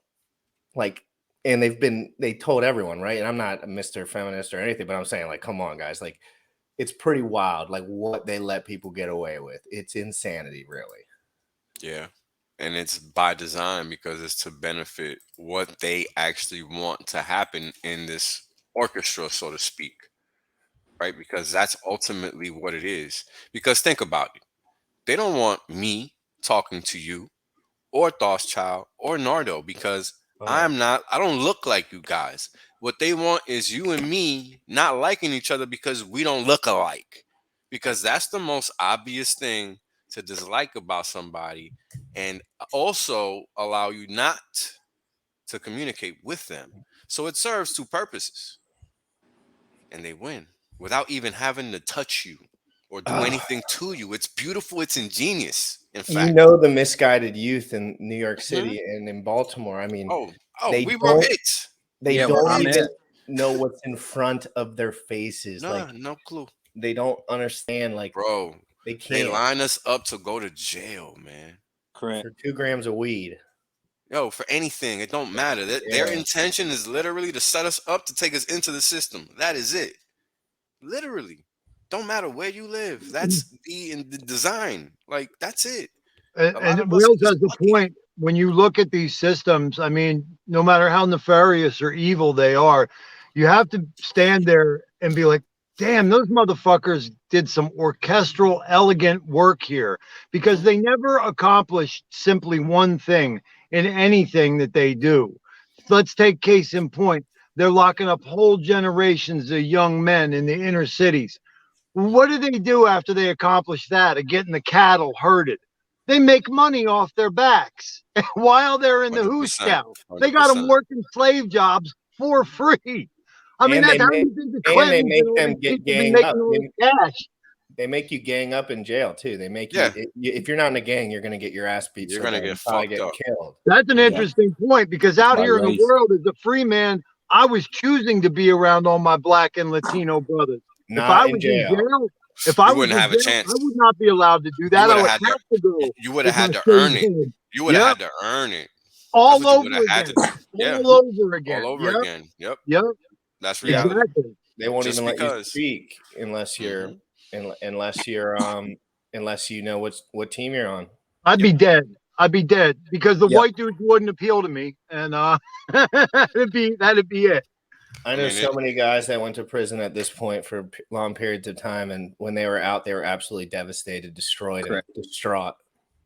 Yep. Just because it was so long. Yeah, they never really had an opportunity. It's kind of like the American dream once again gets wiped away, because even though you did your sentence of your time and all these things, but you're Doesn't still even matter. guilty outside. And they have 79 fist fights under their belt by the time they get out. Correct. So If like a that. lot of Probably more. Yeah, like if you're lucky and you're not a bitch. Like if you're a bitch, maybe 700 because you're gonna get your ass beat that's every day only when you 79 days. Yeah. That's only 79 days, bro. You better learn how to beat I'm ass sure there's if you go to jail. 365 in 1 year. Yeah. Sam Stolt would never have to worry about a thing. Nah, he'd be This nose, good. this nose has seen 79 days. Look at Sam that. would be doing I dips in wasn't the born with that. teaching people how to like carb load with their freaking noodles. Oh man, I remember high school, bro. Wow, high school was savage. In Yes, high it was. school, oof, just because you were a freshman, you were a target. Be a bitch if you wanted to. That only made it worse. Yep, pull your backpack from the back, or smack the Oh, books out your man. hand. You know, there was all kinds of different games. What size are you? What time is it? Oh, it's like Is that $1? Damn. Right. Oh, all these little tricks just to get you to expose yourself. anything, right? That's why if you don't actually prepare, like if you don't prepare, it's not. There's no You're fucked. question. You're done. Yo, imagine growing up in an environment where you got to think before you even just go outside, just to go to the store. and the store is literally like 10 feet away. Like you ain't even going far. Like you can look at that motherfucker. You better go along the long way, or Right. old Scott Gardocki will be there, make you lick a white dog turd.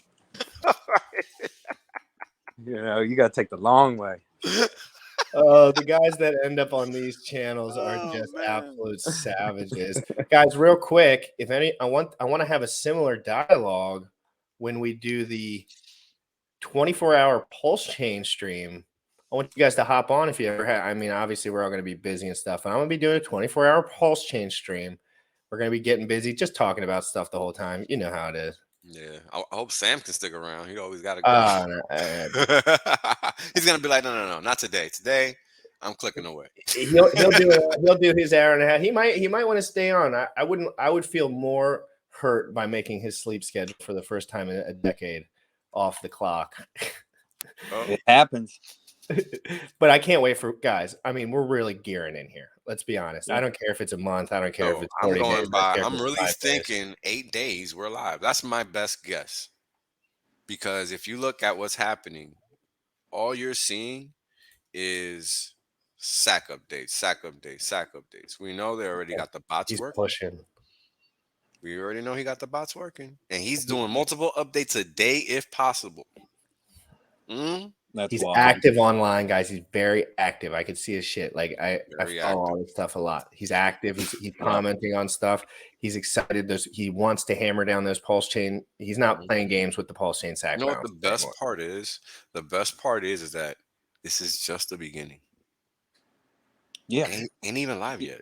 No, this is going to be absolutely electric. This is going to be life changing. Absolute. Like, guys, we're at the cutting edge of this. I have 1,400 subs on this channel. Our lives are going to be unrecognizable in a year as if you stick around and stay. But there's going to be 150 ways for you to get absolutely annihilated. And if you're not listening to Whales and these other guys and myself, I could promise you will be not. I mean, obviously, there's a couple other good streamers too. I just don't mention all of them. Well, there's so many of us now, right? All right, but like I'm telling you, 90% of the guys want themselves to be so popular, but they don't even know how to do it.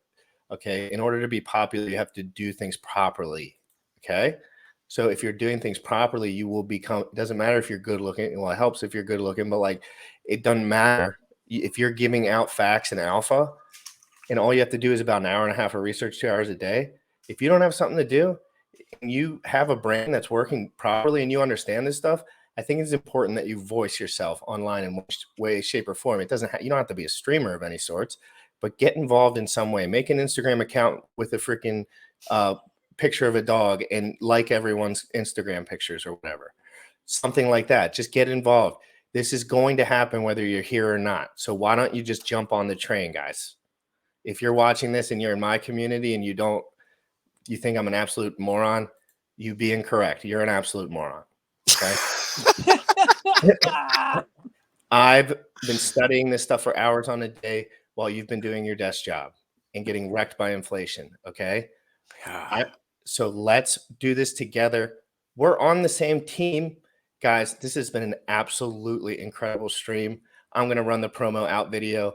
Guys, I know I just left you with the teaser. This has been awesome. Everybody, I hope everyone has a great day. We'll be here at 11 a.m. tomorrow. Peace out. Young folks, you tripping on them motherfucker. Richard Hart. Richard Hart.